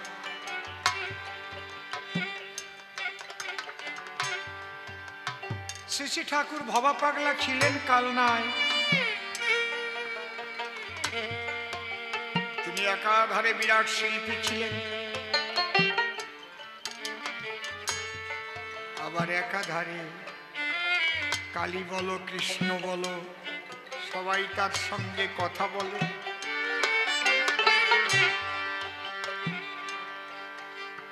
সম্রাট আকবর বলছে, আমি দিল্লির সম্রাট আকবর, আমি যদি যেই খবর আসবে না, না সম্রাট, আপনি ভারতের সম্রাট হতে পারেন, আর মীরাবাই যে সম্রাটকে গান শোনায় সে অনন্ত কোটি ব্রহ্মাণ্ডের সম্রাট, প্রাণ গোবিন্দ গিরিধারী লাল। ভারতবর্ষ পৃথিবীর একটা দেশ, পৃথিবীর সূর্যের একটা গ্রহ।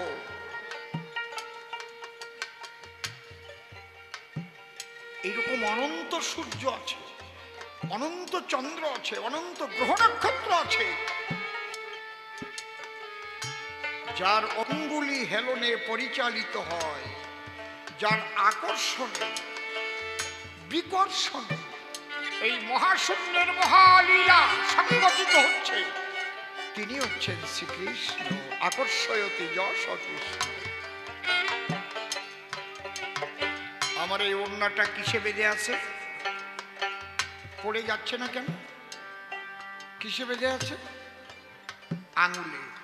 আঙুল সরিয়ে নিলে পৃথিবী তো পড়ে যায় না। পৃথিবী তো মহাশূন্যে কমলা লেবুর মতো সূর্যের চারিদিকে ঘুরছে।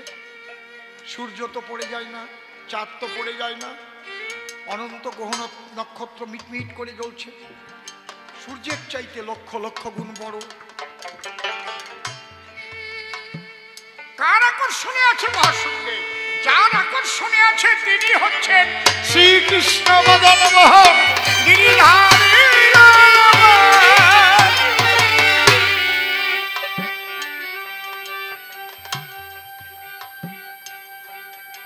কৃষ্ণ ভজনে কেউ অভিনয় করতে যেও না।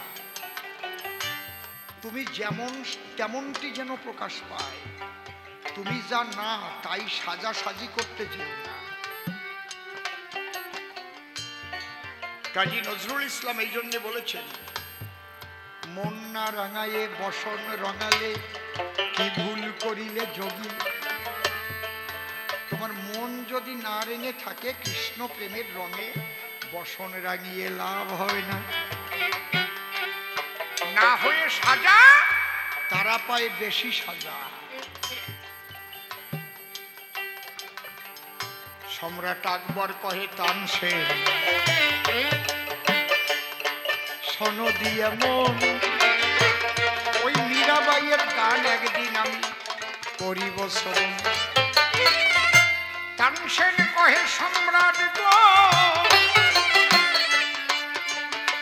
তোমার এই সম্রাটি পোশাক ছেড়ে গভীর রাত্রিতে যেতে হবে ভিখারির পোশাক পরে। সাইডে সাউন্ড হচ্ছে কোনটা? গভীর রাত্রিতে ভিখারির বেশ ধরে আমরা দুজন যাব চুপি চুপি। গেলেই যে গান শুনতে পাবো আমি সে সিওরিটি দিতে পারছি না, কারণ কখন গাইবে তার ইষ্টকে, কখন সে গান শোনাবে ভাগ্যবশত হতে পারে, একাধিকবারও যেতে হতে পারে। চলো। গভীর নিশীতে তানসেনের সাথে সম্রাট আকবর এলো আমার ঘরের এক পাশে চুপটি করেছি। আমি কান পুরা যন্তর ধরি গো, যখন ভজনে দিয়েছি টান, আমার গানের সঙ্গে শ্রীকৃষ্ণ বাঁশরি বাজান। ওই গান শুনতে শুনতে শুনতে শুনতে সম্রাট আকবর নিজের মধ্যে আর নিজে নেই।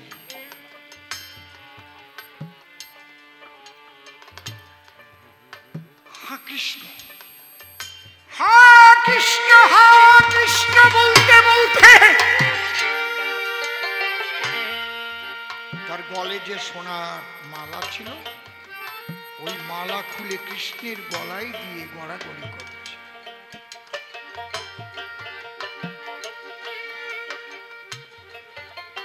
হঠাৎ আমার ধ্যান ভেঙে গেছে। এ কি, তোমরা কারা? তোমরা এইভাবে গড়াগড়ি করছো কৃষ্ণ বলে? তানসেন বলছে ইনি ভারতের সম্রাট আকবর আর আমি তানসেন।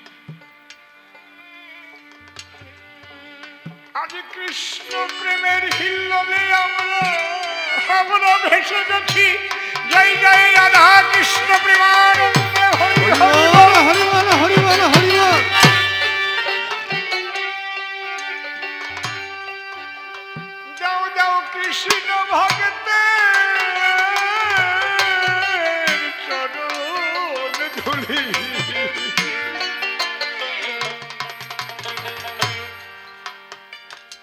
দুলি গায়ে মাখিব, আর কিছু বেঁধে রাখিব।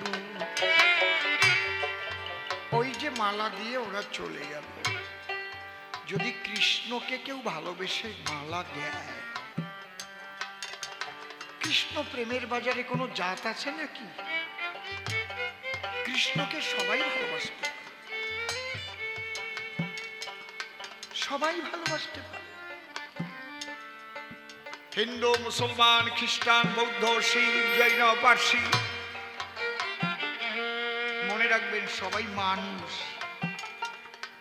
শুধু মানুষ নয়, পশু, পাখি, কীট, পতঙ্গ, বৃক্ষ আদি তরুলতা সবাই চায় কৃষ্ণ পদে নোয়াতে মাথা। বৃন্দাবনে গিয়ে দেখেন প্রত্যেকটা গাছের মাথা নোয়ানো আছে নিচের দিকে। আমার মতো হতভাগা তা বুঝলাম না। এতে দোষ হয়ে গেছে। ওনার বোন যমুনা ভোরবেলাতে এলো, ওই সোনার মালা দেখে তখন দাদার কাছে গিয়ে লাগালো। তোমায় ভালোবাসে না, তোমার কাছে আসে না, একা ঘরে রয়। আর ওই মীরার ঘরে মুসলমান আসে আর যায়। কথা দেখো গিয়ে কৃষ্ণের গলায় মুসলমানের গলার হার, নাম লেখা সম্রাট আকবর। দাদা তুমি এগুলো বুঝবে না। কেন, কি হয়েছে? আরে অল্প একটু প্রেম হলে একটু ফুসকে খাওয়ায়, একটু চকলেট খাওয়ায়। প্রেম কাছাকাছি যত গভীর হয়, সোনার হার দেওয়াটা অত সোজা না, বুঝলে? কোন পর্যন্ত চলে গেছে তুমি বুঝলে না। এর চাইতে আমি বেশি বলবো না, কথা দিয়ে না শেষ করে দেওয়া যায়। আজকে যদি এখানে কোনো বাড়ির বউ গান শুনতে আসে, হয়তো নতুন বউ, 2 বছর বিয়ে হয়েছে, স্বামী হয়তো দূরে কাজে গেছে, গান শুনতে এসেছে,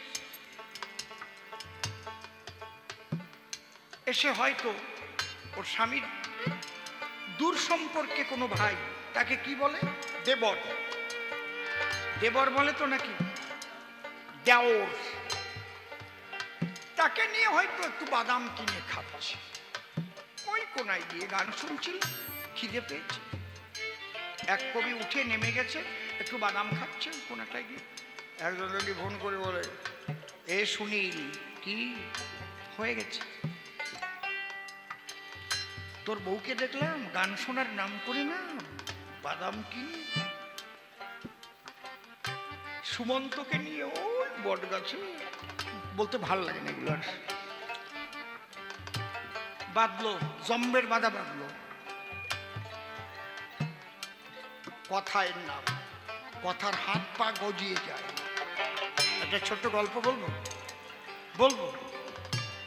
শুধু তো কৃষ্ণ কথা বলছি, বলবো, শুনবেন?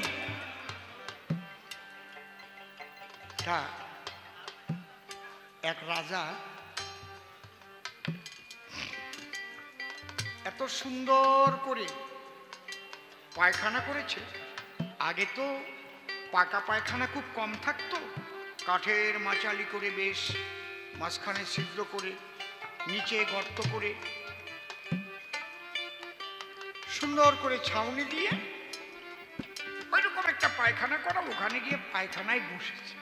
বসলে ঠিক পাছার সোজা ফুট করে একটা চড়াই পাখি উড়ে গেছে।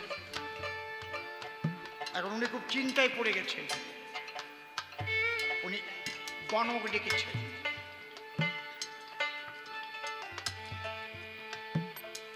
যেমন টিকটিকি কাঁধে পড়লে কি হয়, মাথায় পড়লে কি হয়, বাম দিকে পড়লে কি হয়, পেটে পড়লে কি হয়, পায়ে পড়লে কি হয়, হাতে পড়লে কি হয়, লেখা আছে না? তাই পাছার নিচে দিয়ে চড়াই গেলে কি হয়। উনি খুব চিন্তাযুক্ত হয়ে পড়েছে। অ্যাস্ট্রোলজার বলেছেন এগুলো ভাববার কিছু নেই, চড়াইয়ের মতো চলে গেছে। বলে না না, মারাত্মক বিষয় এটা। চড়াই কেন ফুট করে চলে যাবে? উনি খুব চিন্তা নিয়ে আছে এখন। ওনার 3 রানী। বড় রানী বলছে, শুনছো গো, তোমার মুখটা কালো কেন? বল, সেগুলো কারো কাছে বলা যাবে না, মারাত্মক ঘটনা ঘটে গেছে। আস্তে কথা বলবেন না, রসের সময়। ভালো গল্প। কি হয়েছে বলো না, আমি শুনতে পারবো না, তোমার এমন গোপন কথা এখনো আছে? বলে, কারো কাছে বলো না, আমি পায়খানায় বসেছিলাম, আমার পাছার তলা দিয়ে ফুট করে একটা চড়াই পাখি উড়ে গেছে। তাহলে তো সর্বনাশ, বিশাল ব্যাপার। বড় রানীরও মন খারাপ, খাটে শুয়ে রয়। মেজ রানী গিয়ে তখন বড় রানীর কাছে, ও দিদি, তোর মুখটা কালো কেন? কেন রাজার মুখটা কালো? ওগো দিদি, তাড়াতাড়ি আমার কাছে বলো। বলে, না, এই কথা কারো কাছে বলা যাবে না, রাজা মানা করেছে। আমার কাছে বলা যাবে না? বললো না। বলে, রাজা পায়খানায় বসেছিল, পেটের থেকে গুজ্জির দাঁড় দিয়ে ফুট করে চড়াই পাখি বেরিয়ে গেছে। এই যে কথা আরম্ভ হয়ে গেছে। চড়াই তলা দিয়ে গেছিল, এখন ওই দরজা দিয়ে পেটের থেকে বেরোলো কেন? বিরাট চিন্তায় পড়ে গেছে। এখন ছোট রানী মেজ রানীকে বলে, তোর কি হয়েছে? মেজ রানী, রাজা কেন ওই অবস্থায় আছে? কাউকে বলা যাবে না, বলা যাবে না, এটা যেন পাড়ার কেউ না জানে, দেশের কেউ না জানে, বিশাল ব্যাপার, ঘটনা মারাত্মক। কি? বলে, রাজার পেটের মধ্যে চড়াই পাখি বাসা বেঁধেছে। ওই বাড়ি ফুল গাছে যে জল টল দেয়, সে আসছে জল দিতে। মানে তার কাছে একটা কথা বলা মানে বিবিসির খবর, পাড়া ভরে সবাই জানবে, দেশবাসী। সে জিজ্ঞেস করছে, কি গো, তোমাদের বাড়ির সে আনন্দটা নেই? জানিস না, কারো কাছে বলিস না। কি হয়েছে? আমাদের রাজার পেটের মধ্যে চড়াই পাখি বাসা বেঁধে ডিম পেড়েছে। এইবার যখন ওই যে জল দেওয়া বুড়ি ফুল গাছ, ও পাড়ায় গেছে, বুড়ি খুব চিন্তাযুক্ত দেখে অন্যান্য মহিলারা বলে ডেকে, কি হয়েছে রে রাজবাড়ি? বলে, বিরাট ঘটনা ঘটে গেছে, রাজার পেটের মধ্যে চড়াই পাখি বাসা বেঁধে ডিম পেড়ে বাচ্চা হয়েছে, এখন ওই গুজ্জির দাঁত দিয়ে বাচ্চা আসে আর যায়, আসে আর যায়। কথার হাত পা গজিয়ে শেষ। রানা কুম্ভের বোন ওই রকম বোন, হাত পা গজিয়ে দিল। শুধু শুধু কি সোনার মালা কৃষ্ণকে দিয়ে গেল। কত ডিপলি লাভ হলে, যাকে বলে 100% লাভ, তাই না হলে সোনার মালা দেওয়ার জাগবে কেন ভাব? এমন ভাবে তাতিয়ে তুলেছে ওই রানা কুম্ভের। রানা কুম্ভ ক্রোধ ভরে এসেছে আমার দ্বারে। কি? কৃষ্ণের গলায় তার মালা, নাম লেখা কার? ওনার সম্রাট আকবর। লজ্জা করে না? একটা মুসলমানের সঙ্গে প্রেম প্রীতি করছো? বলছে, তুমি আমাকে এরকম বলো না, আমি অমন নই। তুমি আমাকে বাড়ির বাইরে ঘর বেঁধে দিলে, ওই আমি কৃষ্ণ কৃষ্ণ কৃষ্ণ কথা কই। আমার কৃষ্ণকে সবাই ভালোবাসতে পারে। বলে, তোকে আর তোকে শুদ্ধ এই ঘরের মধ্যে আটকে, আর তোকে আর তোর ওই গোবিন্দকে শুদ্ধ কামান দিয়ে পুড়িয়ে মারবে। হাত কামান নিয়ে এসেছে, বাইরে দিয়ে দরজা দিয়ে আটকে দিয়েছে। আমি গোবিন্দকে বুকে নিয়ে গো বললাম তার ধারে, আমি ছোট থেকে তোমার চরণে আগেই গেছি মরে, মরার পরে কেন পাবো আমি আর করো কৃষ্ণ দয়া। বাইরে থেকে কামানের গোলা ছেড়ে দিল ভাই, সবকিছু পুড়ে গেছে, আমি আর আমার গোবিন্দ পুরি ভাই। আমি গোবিন্দকে সঙ্গে করে গো ছেড়ে দুই নয়নের জল। গোবিন্দ বলে আমায় নিয়ে তুই বৃন্দাবনে চল। এর মতো মানুষের কাছে তো থাকা উচিত নয়। তোকে কামান দিয়ে যে আজ পোড়াইয়ে মারতে চায়, যে কারণে আমি গোবিন্দকে নিয়ে বৃন্দাবনে যাব, প্রেমানন্দে বদন ভরে কৃষ্ণ গুণ গাব। এমন যদি কোনো নারীর স্বামী তাকে আগুন জেলে পোড়াইয়ে মারতে চায়, সে যেন কৃষ্ণ পদে ন্যায় দিয়ে আশ্রয়। এই জগতের স্বামী থাকে না, তখন সে আসামি হয়ে গেল। আসামিকে ত্যাগ করে স্বামীর পদে আশ্রয় নেওয়া ভালো। সেই স্বামী কৃষ্ণ, জগৎ স্বামী। তাই মনে চিন্তা করি ওই জগৎ স্বামীকে বুকে নিয়ে যাব ব্রজপুরী। এই জন্য বৃন্দাবনে আমি গো রওনা হয়ে যাই। তুমি আমাকে বাধা দিও না বলি তোমার চাই। যে কয়েকখানা প্রশ্ন আমাকে তুমি করেছিলে দান, আর একটা মাত্র বাকি আছে দেব সমাধান। বললে ত্যাগ ভালো না ভোগ ভালো, বলো দেখি তাই। ত্যাগের চাইতে শান্তি আর কোনো কিছুতে নাই। যে যতটুকু ত্যাগ করতে পারে সে ততটুকু শান্তি পায়, আর ভোগের দ্বারাই দুর্ভোগ বাড়ে জানিও সব সময়। টাকা থাকিতে আরো টাকা চাই, পরে খাবার অধিকার থাকে না বলি তব ঠাই। ওই অঙ্কের টাকা ব্যাংকে বাড়ে, ডাক্তার বাবু বলে দেয় দুইখানা মাত্র রুটি খাবেন সকাল বেলায়। দুপুর বেলায় এক চামচ ভাত, তার চেয়ে বেশি নয়।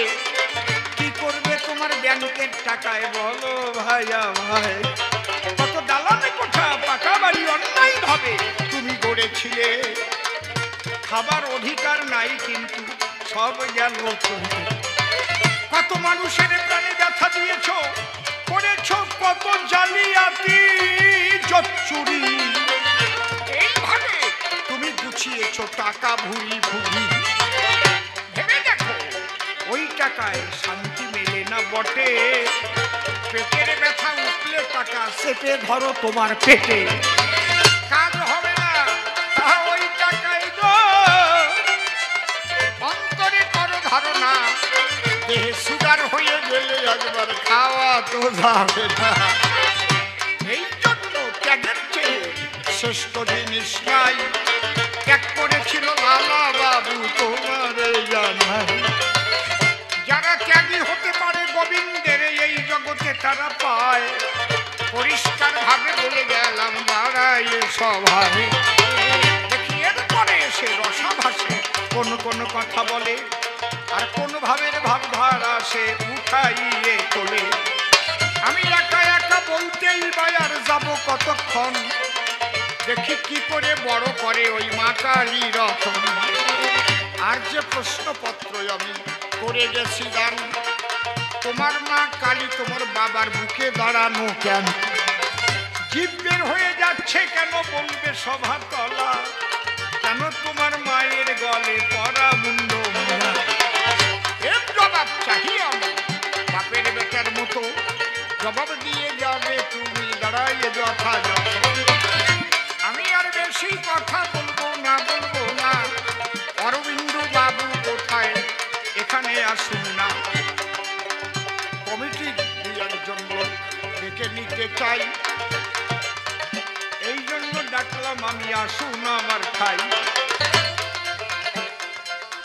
বলেছিলেন আপনাদের কিছু ভিক্ষার প্রয়োজন, আমি একটু সবাইকে তা করালাম স্মরণ। আপনারা যদি ঝোলা কিংবা থালা নিয়ে যান ভক্তগণের ধারে, এই উৎসবের জন্য সবাই কিছু দান করিতে পারে। কারণ এই স্থানে যদি কিছু দিয়ে যায়, ওটা ব্যয়ের খাতায় যাবে না, হবে যে তার আয়। এই টাকা নিয়ে কিন্তু কেউ যাবে না পার ঘাটাতে। মনে রাখবেন আপনারা যারা এসেছেন সব হাতে, কিন্তু আজকে যদি সতুদ্দেশ্যে কিছু করেন দান, ওটা গ্রহণ করে নেবেন আমার স্বয়ং ভগবান।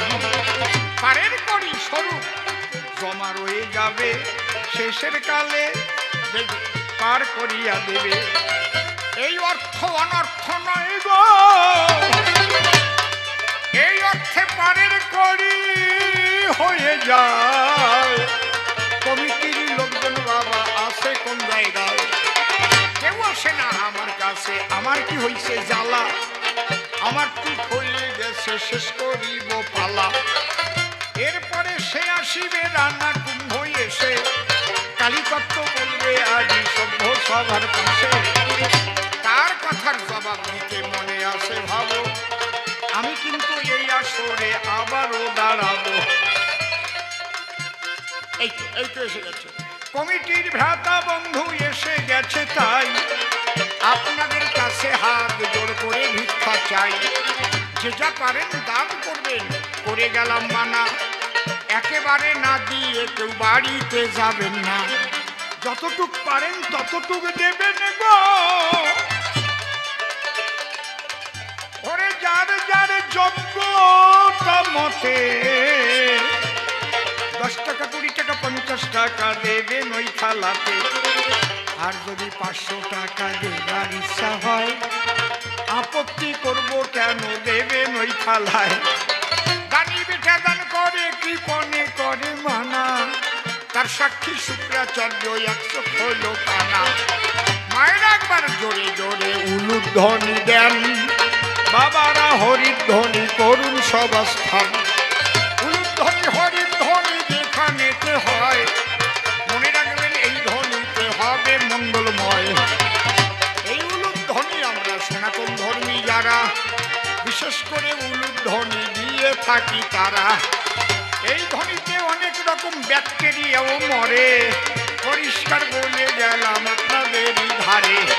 জোরে জোরে উলুধ্বনি আমি শুনতে চাই, ঝাঁকে ঝাঁকে পড়বে ধ্বনি, মিথ্যা বলি নাই।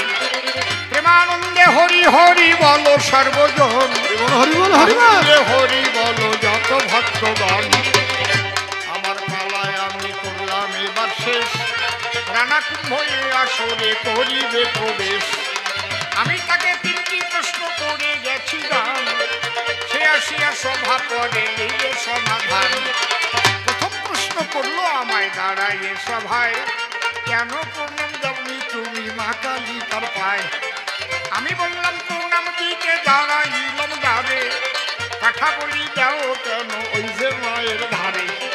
কথা বলি দেওয়া পূজায় বৈষ্ণব আছে যারা, ওই প্রসাদ জীবনেও নেবে না তো তারা। ওখানে গিয়ে প্রণামও তারা করে না তো দান। পরিষ্কার কথা বলে গেলাম সভ্য সবার স্থান। খালি বলো না কৃষ্ণ বড়, কে বা হবে শ্রেষ্ঠ। আমি বললাম শ্রেষ্ঠ শ্রীকৃষ্ণ ইষ্ট। কৃষ্ণের চাইতে ত্রিজগতে বড় কেহ নাই, তার প্রমাণ দিয়ে গেলাম সভ্য সবার চাই। কৃষ্ণ যদি ইচ্ছা করে কালী হতে পারে, কালী কবে কৃষ্ণ হলো বলো তো আমার। দুগ্ধ যথা যমল যোগে দধি নাম ধরে, দুগ্ধান্তর দধি প্রভু দুগ্ধ হইতে নারে। দুধ হতে একবার যদি দধি হয়ে যায়, সেই দধি দুধ হতে পারে না শুনুন মহাশয়। কৃষ্ণ হতে সেই শক্তিতে কালী শক্তি এলো, কালী কৃষ্ণ হতে পারে না বলি সভা তল। অনন্ত শক্তির আধার কৃষ্ণ রসময়, তা হতেই দেব দেবতা সবই সৃষ্টি হয়। সবাইকে করি আমি যথাযোগ্য সম্মান, কিন্তু তোমরা পাঠা বলি কেন করো দান। ঈশ্বর কি বলি চায় বলো আমার খাই, কতজনে নর বলি দিয়ে থাকে ভাই। অন্য ধর্মের কথাই আমি বলবো না, সেই ধর্মেও দেয় কত, ওই কথা তুলব না। তবে আমার কথা হেন মনে লয়। ঈশ্বর আল্লাহ কেউ কিন্তু ওই বলি নাহি চায়। মানুষ মেরে পূজা করো এটা নাহি হবে, পূজা দিতে গেলে তোমাদের প্রেম প্রয়োজন হবে। প্রেম ভালোবাসা নিয়ে জীবনে এগোবে, ঈশ্বরের করুণার ঝর্ণা সেই মানুষটি পাবে। কেন ওর বেশি কথা বলিবারে যাই, কবিগানের ছড়া বাবা ফুরাই না যেতাই। যত বলবো তত আসবে ভাসিছে বাতাসে, মনে করলে থরে থরে ভিতরেতে আসে। যাকে চলে বেশি বলে প্রয়োজন নাই, আমার মতো ভাবা বিশেষ করে যাই। প্রত্যেকটা দিলাম আমি প্রশ্নের সমাধান, এই জন্যে আনন্দিত হয়েছে প্রাণ। আর একটা প্রশ্নও করেছিল মোরে, কেন তুমি চলে যাবে আমাকে ছেড়ে? সতী নারী যারা প্রতিসেবা করে আর ওনার মা ওনার বাবাকে পাড়াইয়ে মারে, প্রতিসেবা ছেড়ে কেন বৃন্দাবনে যাই? তাও বললাম আমি সভ্য সবার ঠাই, তা আমার নিয়ে এসে মারিতে এলে। তাই কানে কানে গোবিন্দ আমার কাছে বলে, আমায় নিয়ে বৃন্দাবনে তুমি এবার যাবে, সেখানে গিয়ে মীরা ভজন করিবে। এই জন্য যাচ্ছি আমি মধুর বৃন্দাবন, তোমার মতো তুমি থাকো এই রাজভবন। আমার দিকে না চাওয়াই তোমার বটে ভালো, আর একজন নিয়ে এসো চাঁদের আলো, তাকে নিয়ে তুমি এবার করো সংসার। আমি চলে যাচ্ছি ওই ব্রজেরি বাজার, প্রথমবারের ভাব আমার ক্ষান্ত হয়ে গেল। রাধা কৃষ্ণ প্রেমানন্দে সবাই আরেকবার হরি হরি বলো, রাধে রাধে, জয় শ্রী রাধে, হরি বল, নিতাই গৌর হরি বল।